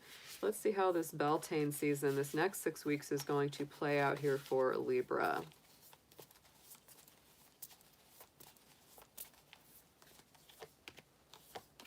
Yeah. Do you know, wow, this, I feel like there's a very similar thread of energy that's running through all these readings. It's just coming out in different ways. It really is. Hey there, Krista Charlton. Good to see you in the chat. Page of Wands coming out first. This is Sagittarius energy. Born to run. Brings passion back to your life's journey. It gets you moving, it gets you going. It's really quick moving. It can be those passionate new relationships as well. But look what's coming up after this 8. I just, this connection has been coming up in a lot of our readings tonight. That 8 of Cups, this is leaving behind something that's not spiritually or emotionally fulfilling. Leaving behind something that's old, it's outworn.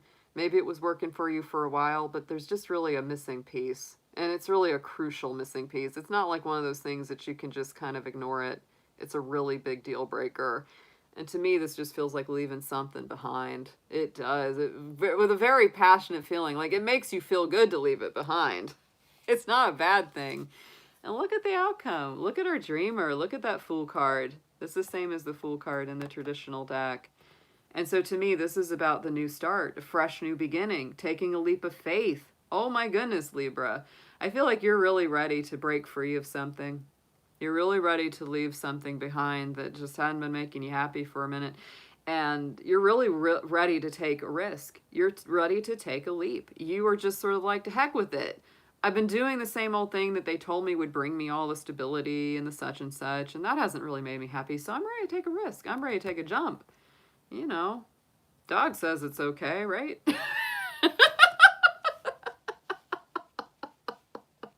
This is definitely a leap of faith.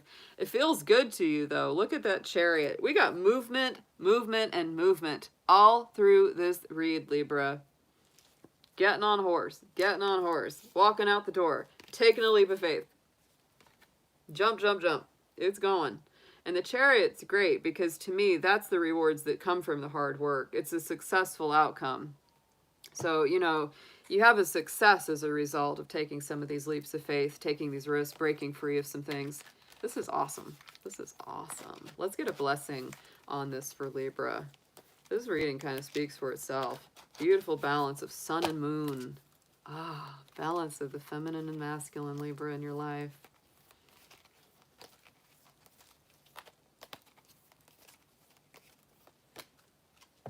And a blessing for the right words. Ah, very nice, Libra. So if you've been struggling to know what to say, how to say it, how to express yourself more, maybe you've been working on writing something. Maybe you've been trying to compose a letter that, you know, really expresses what you feel. And this is going to give you the right words. The blessing on the right words. Wow. I like that. So good. So good. Yeah, I love all these cards. They are beautiful. That's half of the benefit, right? Hey, Hair Raisin. Good to see you, hun. And so happy that Jacqueline is here in the chat. I'm so glad you were able to make it. I sent a message to you and Moonchild. I never know if y'all are busy. Thankfully, Krista and Silver Star here, in spite of not feeling the greatest. Oh, yes. We love our little Sagittarius. We do. We love our Sagittariuses. Aww. Driving home from Delaware. Sounds good, Jacqueline. I hope you're feeling good. I hope you've been able to get enough rest. Oh my goodness. I know so much has been happening with you lately. Yes. Sounds good, Hair Raisin. Yeah. All right, so let's get into Scorpio, the animal. And I think my Scorpios would agree with that moniker. Oh, transformative, intense, passionate, secret. We have snakes in that card, don't we? Yes, we do. We talked about snakes earlier being such a powerful, transformative animal spirit. The snake card was the central card, the central spirit animal for this Beltane reading. So yeah, Scorpio. Scorpio. All right. Good to see you, Ms. Mayhem, in the chat. Thank you for being here. So let's see what we've got for Scorpio. This is your Beltane reading, and I think this is a very interesting one for Scorpio because we're right at that midpoint of Taurus. And this, you know, Beltane, May Day, is the day that bookends Halloween, the big Scorpio festival, 6 months later from now. So this is an interesting, you know, halfway counterpoint through the year for our Scorpios. Oh yeah, Scorpio, oh, your readings lately, they've been amazing. The Scorpio reading last night was great. Check them out if you haven't done so yet. So we're going to look at this next 6 weeks of the Beltane season. This is the middle of spring, and see how this is going to play out. So if we're going to start with the divine feminine and masculine energies for you, Scorpio, we're going to pull a god and goddess card. We're going to start with the feminine to see how these two forces are working in your life and also your love life, if that is part of this for you.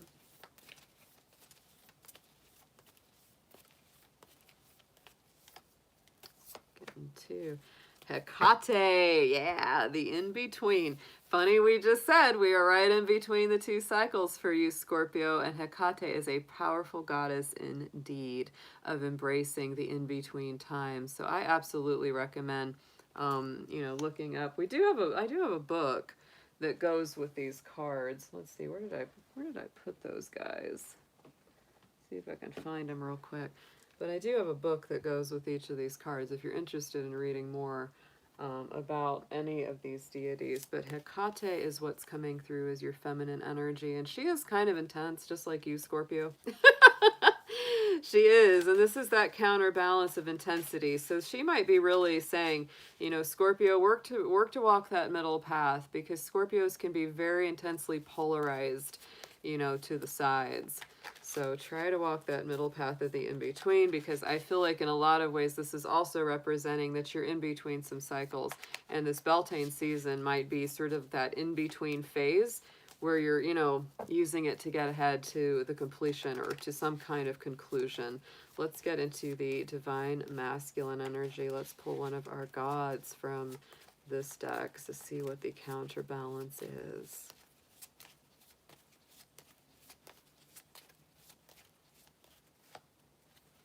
And we have Vishnu. So to me, oh my goodness, both of these are very much about balance. Both of these are very much about balance here, Scorpio. Vishnu is definitely about balance. He's one of the major deities in Hinduism, very, very powerful, and brings about, yet again, a lot of creation. There is that creation energy to this, wisdom creation. So definitely learning some new things here, Scorpio. This is a powerful matchup. Definitely a powerful matchup. So you may be really working to balance two very distinct sides of yourself, to balance and bring, unity to those two sides. And it's also happening in your personal relationships. If you've really been sort of feeling out of touch in a relationship, or that you feel like maybe you're working too much, they're working too much, you're not getting enough time together, this could be something where you both kind of restore. So let's get some tarot on this for you, Scorpio. Let's get 3, please, and see what comes through as your path, what you're walking this next 6 weeks.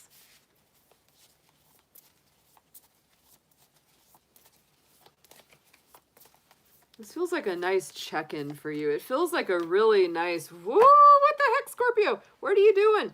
So, no, but it feels like a really good midpoint check-in for you. You're letting go of some things. I just feel, I felt this in your reading last night, Scorpio. Look at the 7 of Swords. Look at all 7 of Swords. So there it is.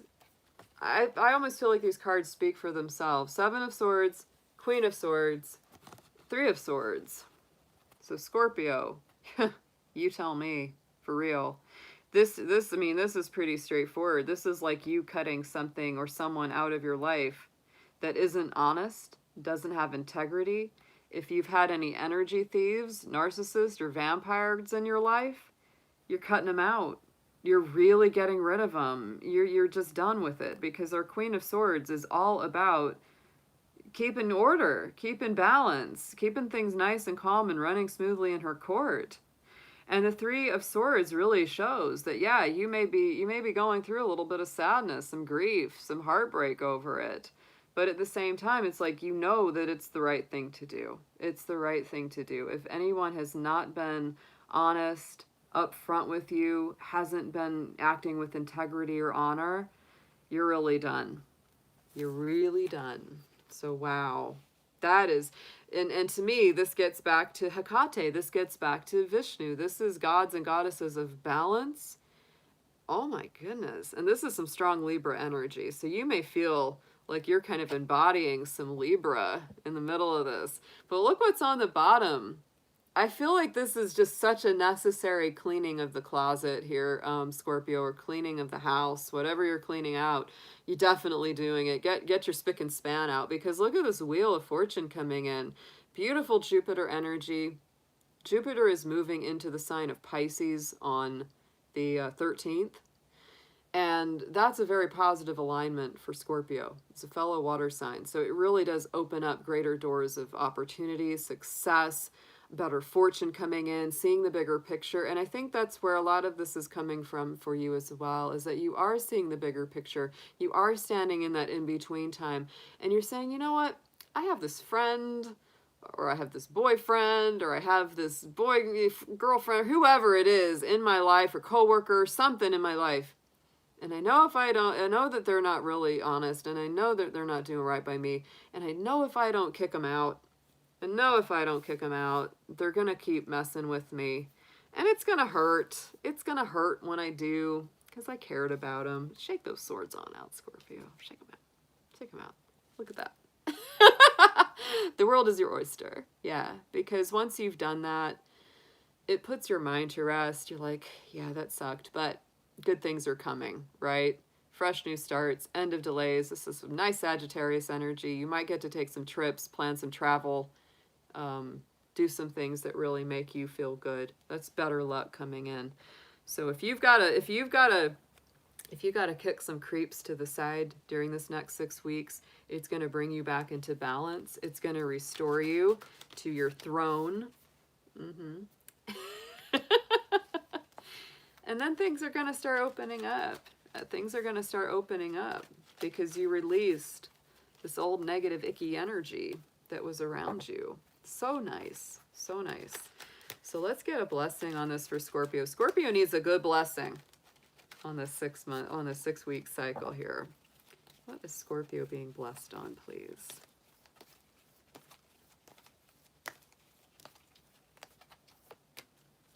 Wow. Scorpio. A blessing to find the truth. Look at this. I'm just saying. You guys, Scorpios really like to dig down deep and get to the heart of the matter and get the truth. And I feel like when you find the truth, it will set you free big time. Oh my goodness. Oh my goodness, Jacqueline. All my Scorpios that may be watching this. And look at the birds. We've got the white and the black raven in this card. It's the two sides of magic and the two sides of yourself. I always say Scorpio is a very black and white sign. And you've got both of these coming in. Heaven help the person that has messed with a Scorpio. It's all I'm saying. I'm glad I'm not on the receiving end of that right now. I'm gonna hide. Hide till they're done.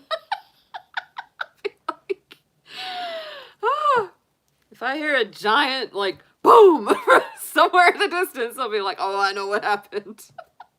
Scorpio just nuked another one. Wow. Yeah, Scorpios, you're not going to put up with liars, with energy thieves, with narcissists.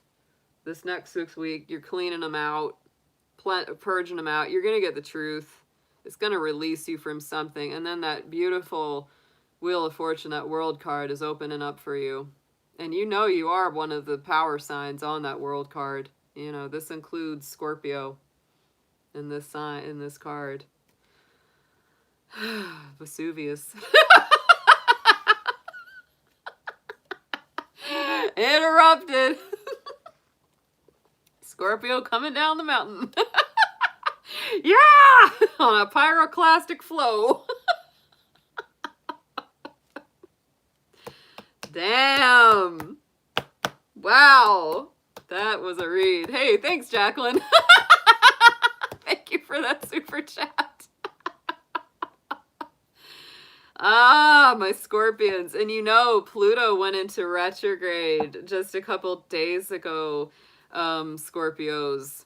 And it's retrograde in Capricorn, so it really does affect Scorpio and Capricorn the strongest.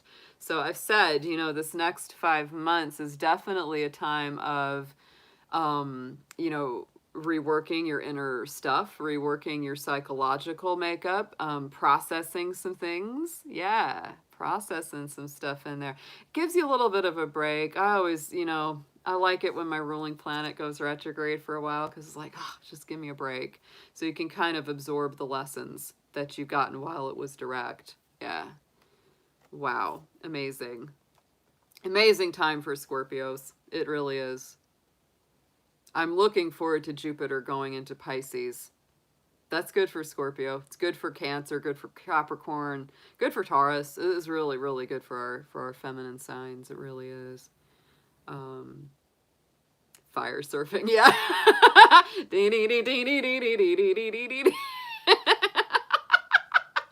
Wipe out. Fire dragons can fire surf. We're gonna do that all day.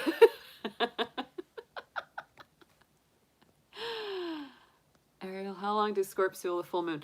The full moon cycles really last from full moon to full moon. So I feel that things that, you know, got brought up as conclusions or, you know, epiphanies during a full moon, those really kind of come full circle by the next full moon. Same with the new moons, you know, we feel those new moon to new moon cycles, right? Because we have, you know, 2 weeks of waxing and waning within the full moon cycle. So it gives us time to kind of experience the ebb and the flow. It's very cool. Yeah, so you'll still be feeling that Scorpio full moon for this next month until we hit the Sagittarius full moon. That's going to be powerful because our Sagittarius full moon is going to be a lunar eclipse. We're getting back into our eclipse season, getting back into our large planets retrograde season as we head into the summer. Yeah, that's what's coming up. All right, my Sagittarians. The Voyager. Yeah, that's the Voyager in this deck. I love it. So Sagittarius, there we are. You got your planes, your trains, your automobiles, your horses, of course. Of course. Enthusiastic, philosophical, independent, generous, seeking. Happy-go-lucky, adventurous, honest. I love it. Very true. Very true. So Sagittarius, yes, we got a powerful full moon coming up later this month in your sign. So this is our Happy May Day, Happy Beltane reading for you. This is going to be for the next 6-week cycle. And we've got our God and Goddess energy that are very, very celebrated during this time. And this is the middle of the spring season. So we're going to see what's coming through for you as some major themes over this next 6 weeks. We're going to look at the divine masculine and feminine energies. And we're going to see how those are integrating into your life and relationship life as well. Let's see what we've got first with the Goddess. Let's get our feminine energy for Sagittarius.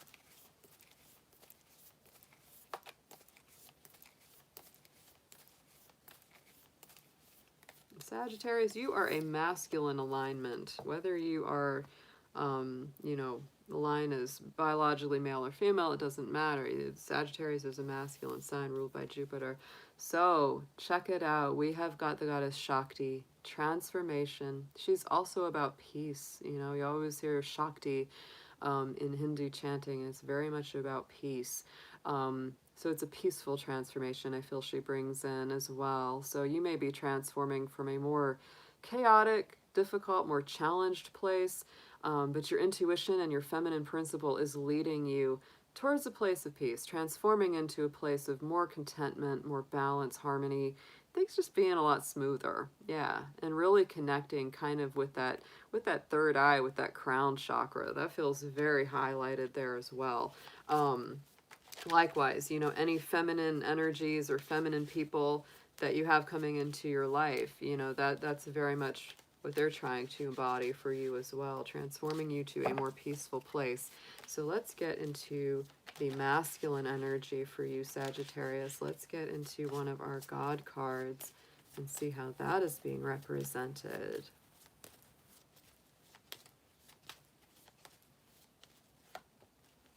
Nice. I like both of these. Look at this. We have got our Nordic god of Thor, Thor's hammer. This is about action, movement, building. I like it. So we have both this very peaceful transformation But then the masculine energy is coming through very strongly to get some things done, to get some things moving. Sometimes I could even see Thor's hammer as kind of putting your foot down. Yeah, putting your foot down and saying, I will not put up with this. It's a little bit of drawing the line in the sand and setting some positive boundaries around yourself. And you may be fighting hard to keep your peace, right? It's kind of like, don't bring chaos in here. I'll get my hammer out on you. Thor feels very Taurus to me, and also a little Aquarius, because, you know, and a little bit fiery too. A little fiery because of the fire, the sparks that come off of that hammer, you know. There's a little bit of that action going on. Y'all are cracking me up in the chat. I knew that the Thor card would get some fun comments. This is a very interesting balance of cultures as well. You know, Shakti coming from, you know, the Hindu tradition, and Thor coming from the Norse tradition. So it's a very interesting combination of cultures as well. And I think that works great for Sag, because Sag is such a sign of international spirituality. Like, they really many times embrace, you know, things from all over the world. So that's giving you some fun dynamics to play with as well. But I do feel like, you know, whoever the more, if you're in a relationship, Sagittarius, the more feminine, or the person that's more femininely aligned, is more about peace, healing, and transformation. And the more masculine side of it is like action, getting things done, getting some things built, and just being very strong in yourself. You know, that's how Thor energy feels to me. It's just being very self-assured, you know, in a quiet way, not in an egotistical way. It's just like, I know what I'm about. I know what I do. I swing this hammer really well. Let's get into some tarot for you, Sagittarius. Let's pull 3 on this reading for you to see what your pathway is like.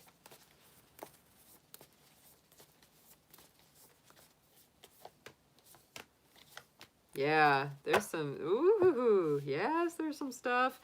So Queen of Cups is coming out. There's some nice Scorpio energy. She is my Scorpio queen. She does keep that lid on that cup. And so to me, yet again, this is about healthy emotional boundaries. She is one of those cards that really reminds me of that always, because she's very loving, very compassionate, psychic, intuitive, excellent nurturer, excellent caregiver. But she sometimes, you know, she's like, I got to be careful about who I let in, because when I give, I can give till it bleeds, and I don't have anything left for myself. So be a little discerning about who you let in, when you let them in. I think that those personal boundaries are very important. Yes, you got to cover your cup. Right in the center, we have the 9 of Cups. And so this is a card of moving in the directions of your hopes, dreams, and wish fulfillment. And so to me, it tells me, it's like, don't just trust or let anyone in. You know, if they're not aligned, or if they're not part of you going towards the direction of your dreams, they don't have a place in that cup. They just don't. You know, make your love offers wisely. Make your heart offers wisely, because I do feel like you're trying to make some good decisions with your resources and your finances. This card can be interesting, because sometimes it's very positive. It really shows that you're being careful with money. You're thinking before you spend, all that kind of very, you know, kind of wise stuff that we do. But it can also say, don't be too scared of spending. Don't get stingy. Don't get so to the point where you are so afraid of losing that spirit kind of takes it away from you to prove a point. Right? It's like, don't get too tight with it. Don't get too uptight with it. In a love kind of energy, Four of Pentacles can sometimes say there's something that we're holding on to in the heart chakra, and you've got to discern whether it's good to hold on to that or not. On the bottom, we have the 4 of Wands. So I do feel that you're kind of building, and, you know, with that beautiful energy of Shakti and Thor, like I said, there's some kind of building here. And so for you, Sagittarius, some of you might be really focused on having this happier home or more stable home environment, something that just makes you feel good, right? Something that makes you feel happy to go home to. For some of you, if this is involving a twin flame or soulmate, they could be part of this as well. they could be part of this as well. But overall, this is a very positive reading. This is very nice. It has a lot of nice balance to it. But yeah, protect your energy. It's worth it. So let's get a blessing on this for Sagittarius. What are they going to be blessed on over this next 6 weeks?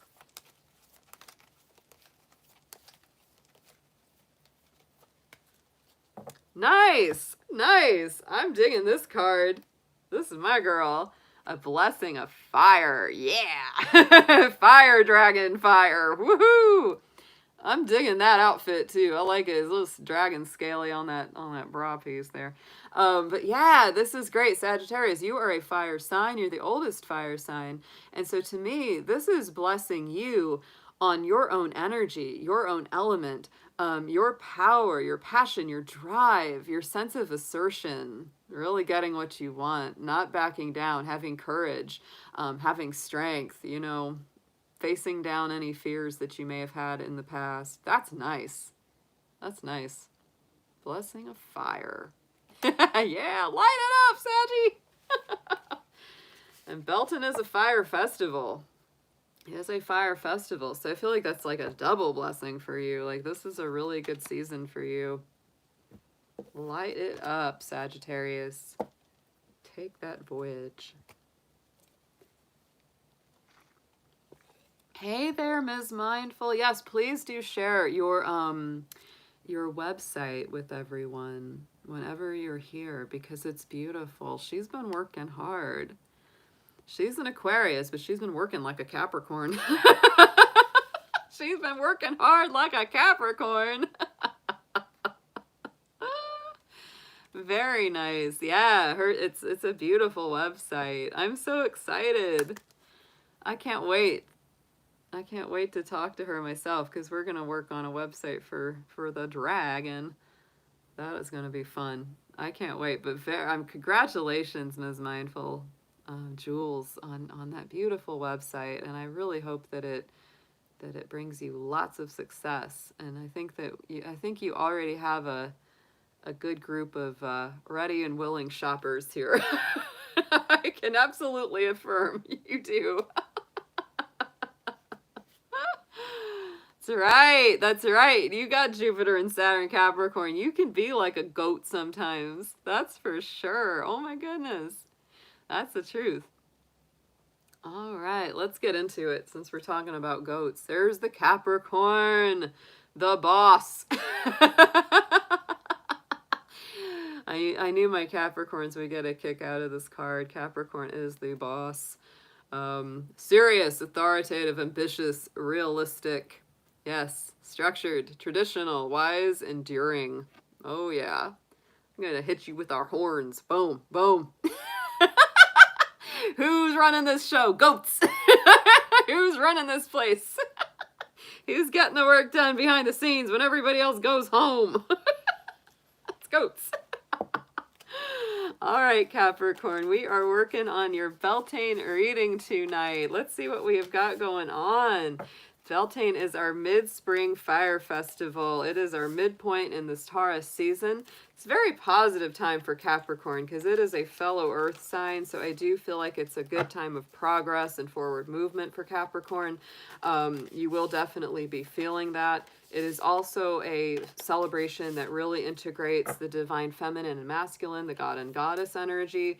And so we are going to start out your Beltane reading with a card from the goddess deck and then a card from the god deck to get the masculine and feminine energies that you are working with over this next 6 weeks, Capricorn. So please let us see which goddess is most aligned with our Capricorns tonight here for this Beltane cycle.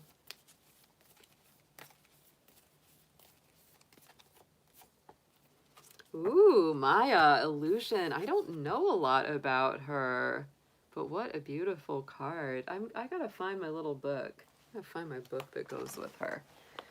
I don't know a lot about her. Does anyone know much about Maya? Ooh.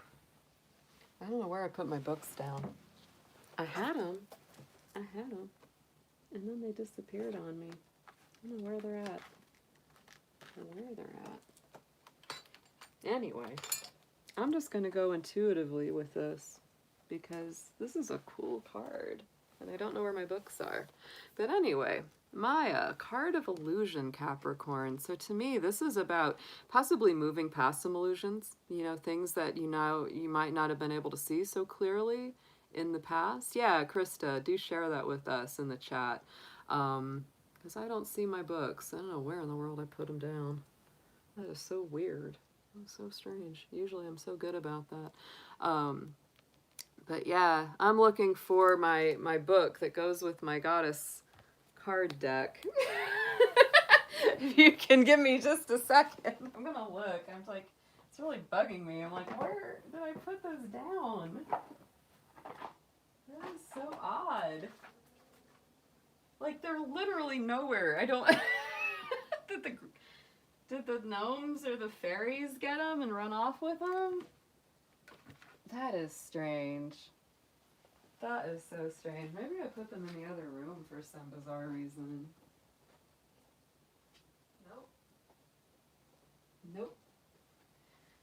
I'm just meant to read off of them intuitively. I just wanted to know a little bit more about this chica. I really was curious about her because I don't really know what the heck Maya's about. I really don't. I'll be honest. So yeah, anyway, illusion. There she is. I feel so underprepared. Let's get into one of the masculine cards, one of the masculine deities. Oh my god, somebody's gonna watch this reading that's never been to my channel before and be like, this chick has no idea what the hell she's talking about. Oh, Goddess of Illusion calls you to trust the invisible. Hindu Goddess of Illusion responds to your deepest desires and intentions to make a better life for yourself and others. Goddess that created and maintains the physical world. That's interesting. And the invisible world. Okay. So, trust the invisible. I think that's powerful for Capricorn. Ooh, I like that. So, what I'm really getting from this is that seeing beyond the illusory, but this is also about trusting in the things that you can't see. And that's hard for Capricorn. It really is. That's why, look at me. I'm like looking for my book and Maya's like, Capricorn, trust, just trust, okay?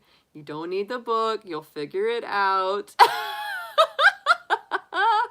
You're able to see through this certain of Elysian clarity and intention is intuition is heightened as your next steps are sure-footed when the goddess might choose to help you. So I think that this is all about trusting in which you cannot see, and that is a big one. Trusting in spirit, trusting in divine love, trusting in the words of others. Ooh, Capricorn. I am a Capricorn, as many of you know. I'm feeling that one. Yeah, that's a big choice, is to trust. And notice her number 35 adds up to an 8. That's that infinity life path. Yeah, the Goddess of Illusion, giving clarity. Wow, let's get a masculine energy on this. Let's get one of our god cards, our masculine deities, to see what the masculine side of this is. But it's a powerful card for you, Capricorn. Holy goodness.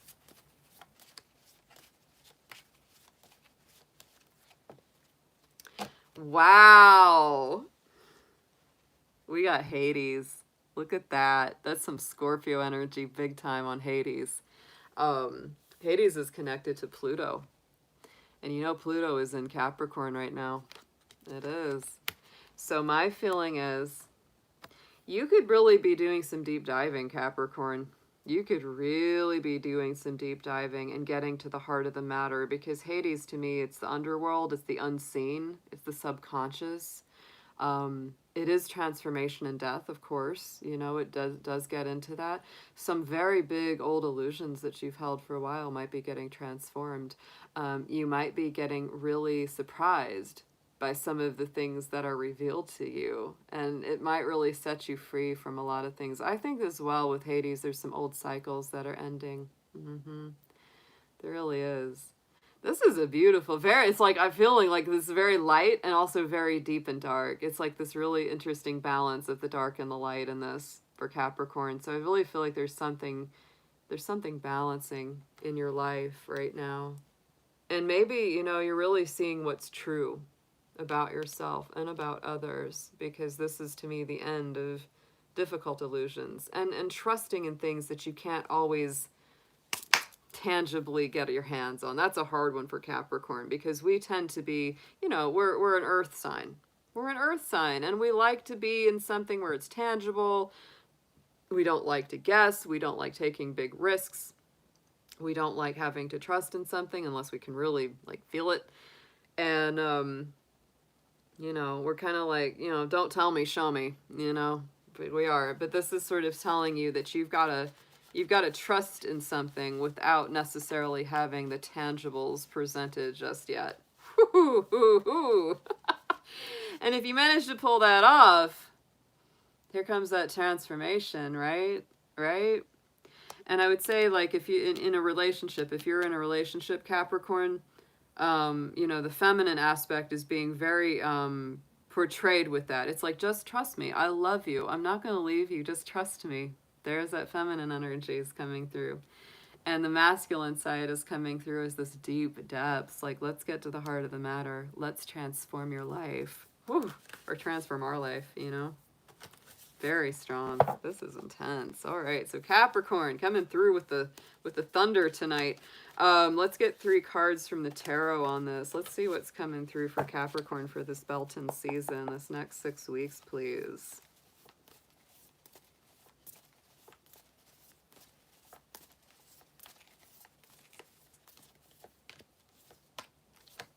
Wow. Big time Scorpio energy for any of you that really feel this. 7 of Pentacles coming out. This is a nice card for Capricorn, for any earth sign to get, because this is, to me, our energy. It's slow and steady wins the race, planting the seeds, taking the steps you need to get the good harvest, to get the good outcome that you seek, efforts and investments that are rewarded in the future. So don't worry too much. Just work on things one day at a time. Place your investments. Right in the center, Capricorn, we've got our death card. The same as the death card in this deck is called release. So very strong time of transformation. There are some big things that are going to change for you this next 6 weeks, Capricorn.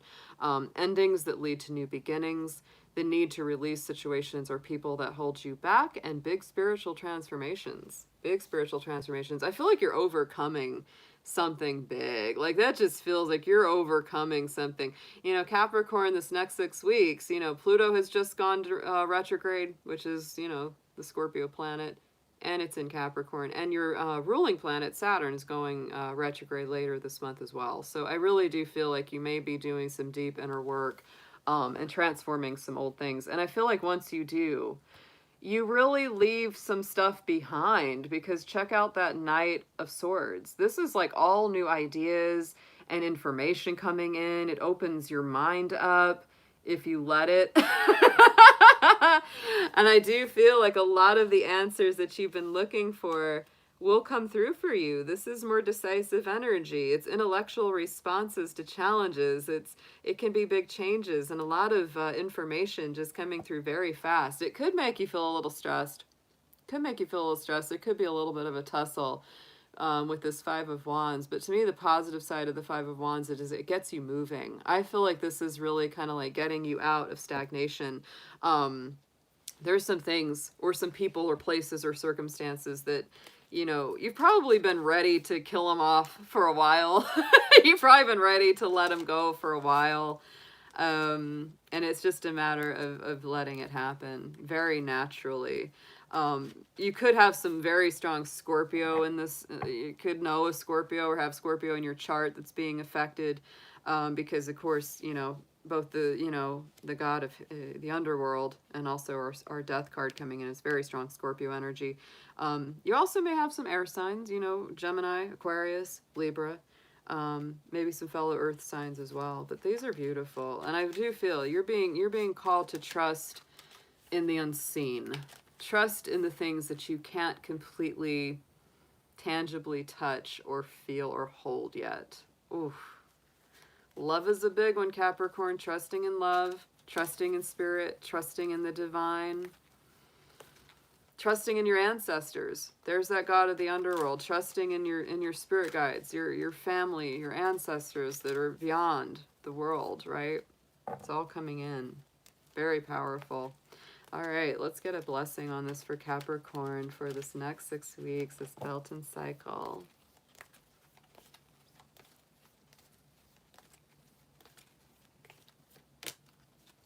Oh, hey, I like this one.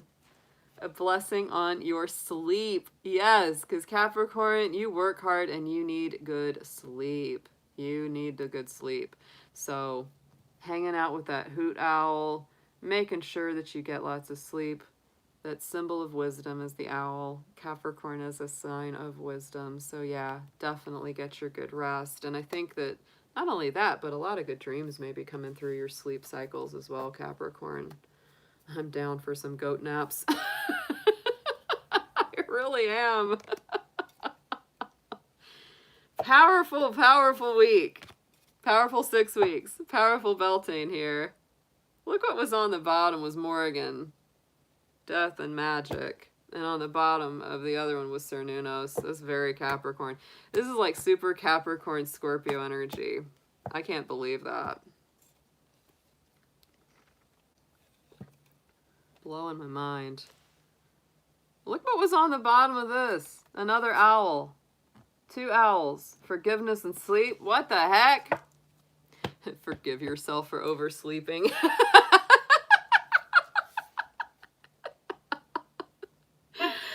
Forgive yourself for oversleeping, Capricorn. You needed the rest, remember. That's what I always tell myself if I slept too much. I'm like, I needed the sleep. Isn't that crazy, Krista? Oh my goodness. Capricorn. That's almost as like boom, boom, boom as Scorpio's reading. I feel like Scorpio and Aquarius and Capricorn are really intertwined right now. Just these readings have given me that feeling big time. That's very interesting. And again, you know, coming from that perspective of like this being 6 months away from our Scorpio season and Halloween and Samhain, it's really fascinating, the combination. We've had a lot of that as well. You know, Hades is very Scorpio energy. Shiva has been coming up in a lot of these reads, also very strong Scorpio. Yeah, and I really like that, like trusting in things that you can't see, trusting in the things that, because that for Capricorn, that's a hard order. It is for us, because we like to see the proof. Like we want, it's like, don't tell me you're going to pay me, actually pay me. For us to trust in something that we haven't been able to hold or manifest yet, that's a challenge. That takes a little work for us, but we can do it. We can do it. All right, Aquarius, let's see what we have got for you coming in. The Innovator, yes. My electrical, radical, rebel, wild children of the zodiac. Let's see what we've got for Aquarius, for Beltane. This is our May Day celebration, and this is going to be with us for the next 6 weeks. This is starting, you know, our midpoint of spring, and this will be carrying over for 6 weeks. Beltane is a fire festival. It is a festival of creativity, the springtime, abundance, and also the god and the goddess energies. So we're going to start out with that. We're going to start with a goddess card and a god card. So we're going to get the feminine, the divine feminine coming through. Let's see how they are represented in your life, Aquarius, please.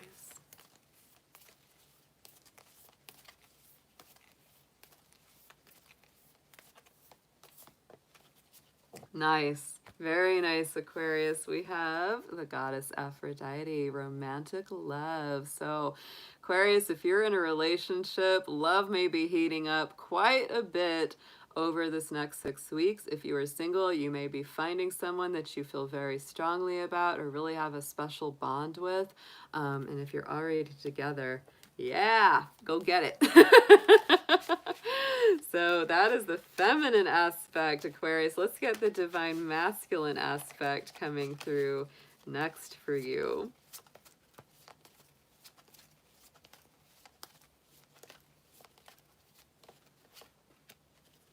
Here he comes again.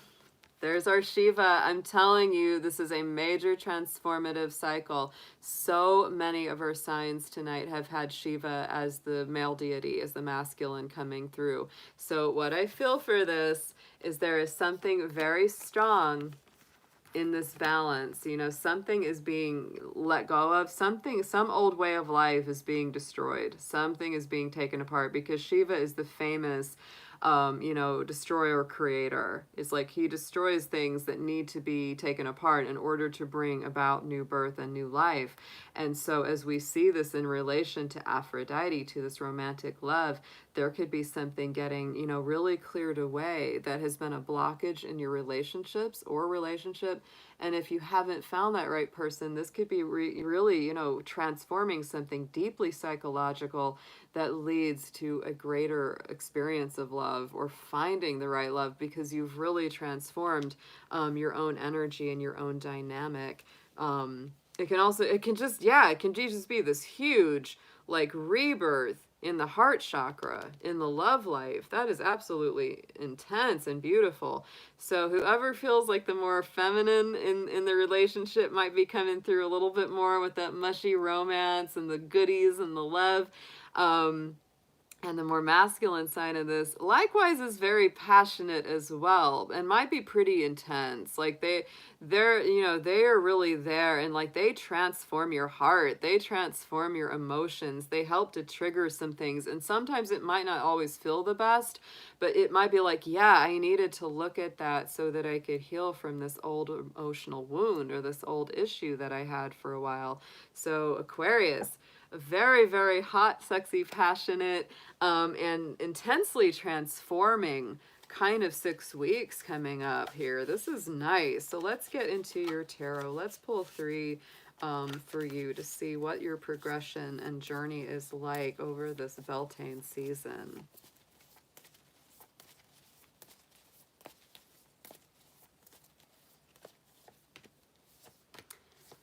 It's nice. It's really nice. Oh my goodness. So the 3 of Cups is coming out first. This is really enjoyable celebrations with friends, good news from other people, good news of your own, and just feeling like a really good, you know, like a good time. You know, maybe you're getting out a little more. Maybe you're getting to enjoy your life a little bit more. Maybe you're making new friends here. The High Priestess is right in the center. So she is all about being connected to the moon. This is very lunar goddess kind of feeling. Using your intuition, your perception, your psychic abilities and insights. Meditation is important, turning within to discover your soul's true desire and depths. Really developing your intuitive gifts is very strong. And these lunar cycles might be very important for you as well, Aquarius. We've got the new moon in Taurus on the 11th, and we've got the full moon lunar eclipse on the 26th in Sag. So you might be feeling that quite strongly as well this month. Outcome card is tremendously nice. One of my favorites in the tarot is the 9 of Pentacles, because this is like good outcomes, abundance, material manifestations, the things you've been working on, working out in your favor. I feel like whether you're single or coupled, still looking for love, it's like it doesn't really bother you, whatever that is in your life, because you're just feeling good about yourself. You're just feeling like, yeah, I've been working, I've been manifesting, my dreams are coming true, I have a big broad vision for the future. It's great.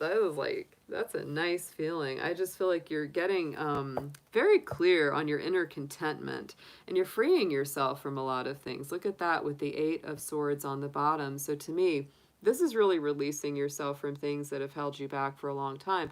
And as you know, the 8 of Swords is a card where it's not someone else giving you your freedom. You're giving it to yourself. Like, nobody else can set you free from this.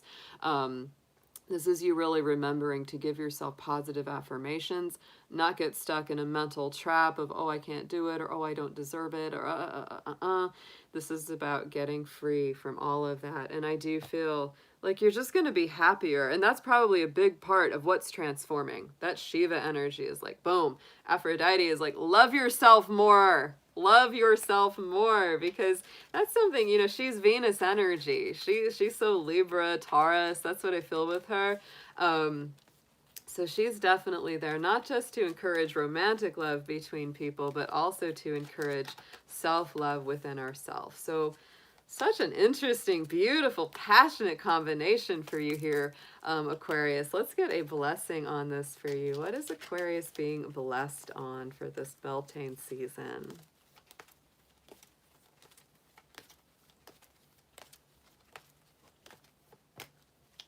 A blessing on the children. Ooh, so Aquarius, if you have children in your life, they're definitely being blessed throughout this process. It's really like when you heal yourself, you're healing them too.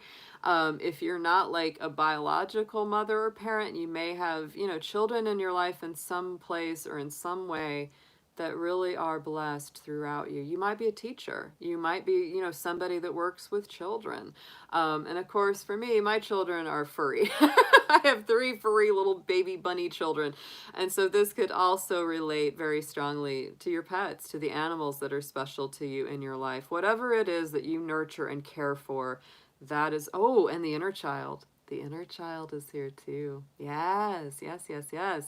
So whatever that is, and notice how she's holding, you know, that little baby unicorn. And unicorns are, you know, purity, innocence, purity of intention, kind of that clarity detox, you know. There's that feeling, really nurturing that clarity and that innocence within yourself. Wow, this is a nice read. Old Shiva has been rocking the house tonight, though, dude. Om Namah Shivaya. I gotta do some chanting later for that guy, because he is showing up big time, big time. He is. That's some Scorpio power. He's telling us, he's like, you gotta get your ships in line and get your stuff together, because in 6 months, it's my time, y'all. It's Scorpio time. He has a Scorpio energy to me. So, great reading, Aquarius. Let's get into Pisces next. Let's see what we've got for our magical mystics, the Pisces. Yes, our magical Pisces friends. Yeah, imaginative, compassionate, healing, empathetic, mystical. Yeah, very magical sign. So Pisces, I love the time of Taurus for you. Earth signs do well with you because it gives you some nice stability and groundedness. This is going to be your reading for the season of Beltane that starts tonight. This is going to last for about 6 weeks till we build up to that summer solstice. This is that midpoint of spring coming through. So let's see what we have got for you. We're starting out with the God and Goddess energies, because this is a big celebration of those divine masculines and feminines and what they bring through to us, as well as creativity, return of passion, and renewal. It is a very fun, very sexy, very kind of upbeat time of the year in the Celtic wheel. So let's start out with a goddess card. Let's bring in that divine feminine and how she's representing herself in your life.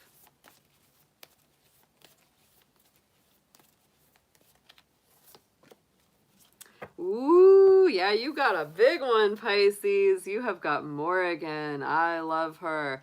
Death and magic. So to me, this is really deep. It's really intense. She is connected to the ravens, as you see the ravens around her. She's very connected with magic. Yeah, very connected. And sometimes with that darker feeling of magic, like those deeper, more intense kind of purgings. She is about justice. She is about revenge and righting wrongs, that's for sure. So if somebody in your life has really hurt you or done you wrong, she could be coming in very strongly to, you know, exact some kind of karmic payback. Could be very strong. And she is about magic. She is an alchemist. It reminds me of the magician card in the tarot. So it is as well about manifesting something new into your life. It may be as well about letting something go. There's definitely a little Scorpio energy going on with Morrigan. So let's get into the divine masculine. Let's see what your God card, your God deity is coming through as for you, Pisces.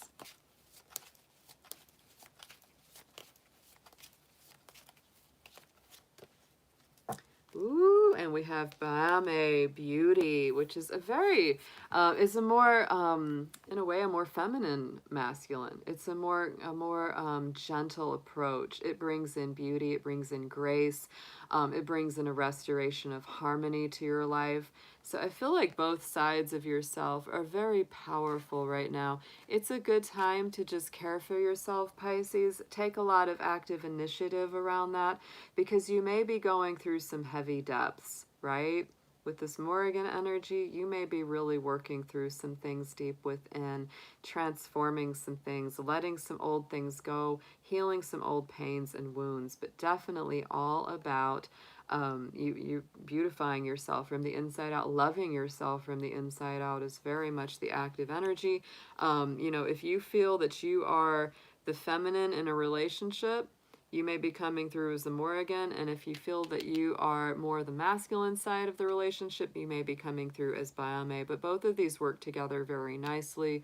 To me, it's also sort of seeing the beauty in the breakdown of things, you know, of the letting go, which is part of the death energy and cycle that comes through with Morrigan. So let's see what we've got in the tarot for you, Pisces. Let's get 3 on this and see what kind of life path and energy you're following over this next 6-week cycle.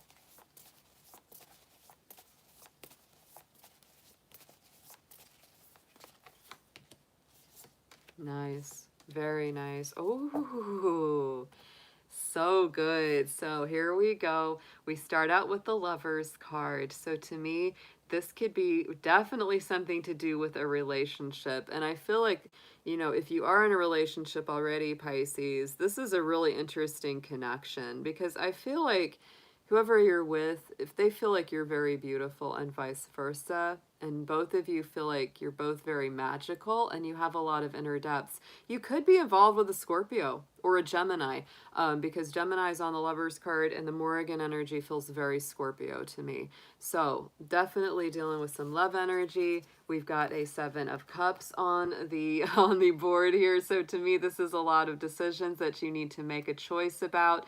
For my single Pisces, you might be deciding between more than one person, more than one potential love partner, and saying which one of them are right for me, which one should I choose. But you've got to stop procrastinating, get clarity on what you desire, and go ahead and move forward. Very, very important for you. Once you make those choices, if you're in a relationship already, Pisces, you're probably making decisions with the person. You know, when do we get married? When do we make this relationship official? When do we move in? When do we do this? When do we fix up the house? When do we adopt a puppy? All those kind of questions could come up, and you've got to do something about them, because check out the Magician. I just said the Morrigan reminded me of the Magician, because she is a manifester. She's a creator. She's someone who knows how to bring things to being and uses all her resources to make that happen. So there's some very strong, again, more Gemini, more Virgo energy, putting your mind to something. Putting your mind to something very strongly here, Pisces. But you are a magical sign. You are an alchemist. You are someone that can create things. And if you believe in it and you put your heart and your mind to it and you work on it, it'll be very strong. So right now on the underside, we've got the World card, and I feel that this is a very strong completion of some kind of cycle. Could be a love cycle coming through, and it feels positive to me. I feel like you're going to make some kind of affirmative choice in love. You know, you're closing one cycle and going to the next one. The World card is Saturn energy, so it's a little Capricorn in there too. And it is also all of our fixed signs, Scorpio, Aquarius, Taurus, and Leo. So some of those signs could be important in your life, but overall the World is a great card. It's the last card of the major arcana, and it really shows that you have come through some major life cycle, some kind of big learning. You've really gotten the lessons, and now you're ready to go to the next level. Beautiful. This is a powerful reading. Oh, my magical Pisces. You've got to use your magic. My little Pisces witches and mystics out there. Oh, you've got the power to do it. So let's get a blessing card. What is the Beltane season blessing Pisces on?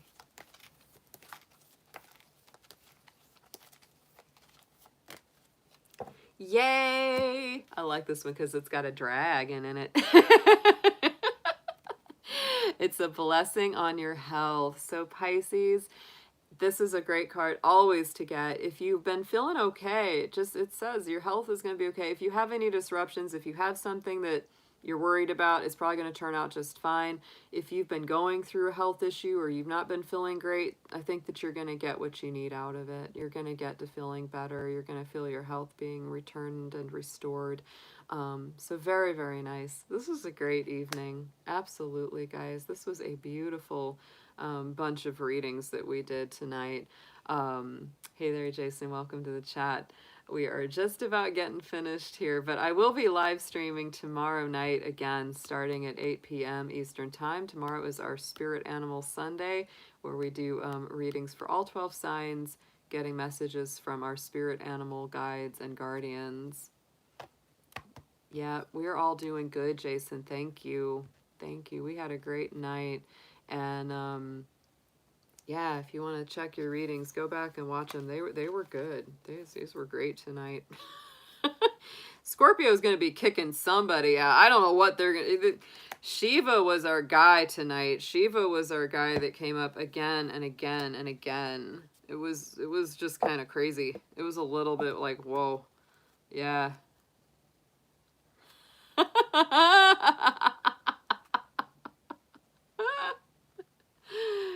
Oh, Pisces, on the bottom of your blessings, you had the blessing on your boundaries. That's always important for Pisces. You gotta have the boundaries.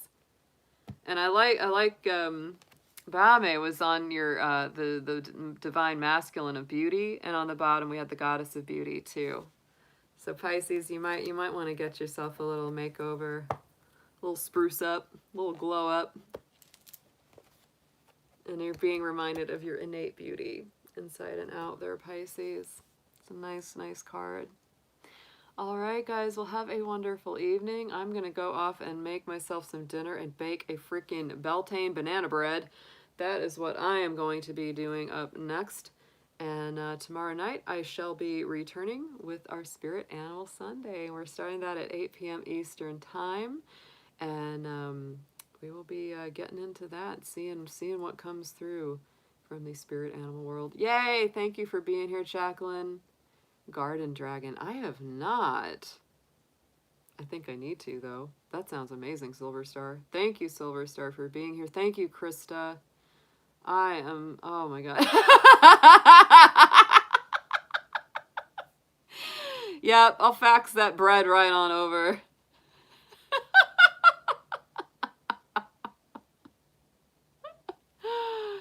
Oh, my goodness. Thank you, Bethany. Thank you. Yeah, Krista, if you ever make your way down to Atlanta, I will treat you to some goodies. Oh my gosh, I was looking everywhere for those little books, and look what they were sitting right next to my, oh my gosh. If it was a snake, it would have bit me. Look at that. There they are. Oh my word. So now I'm going to read about freaking Maya. Can't believe this.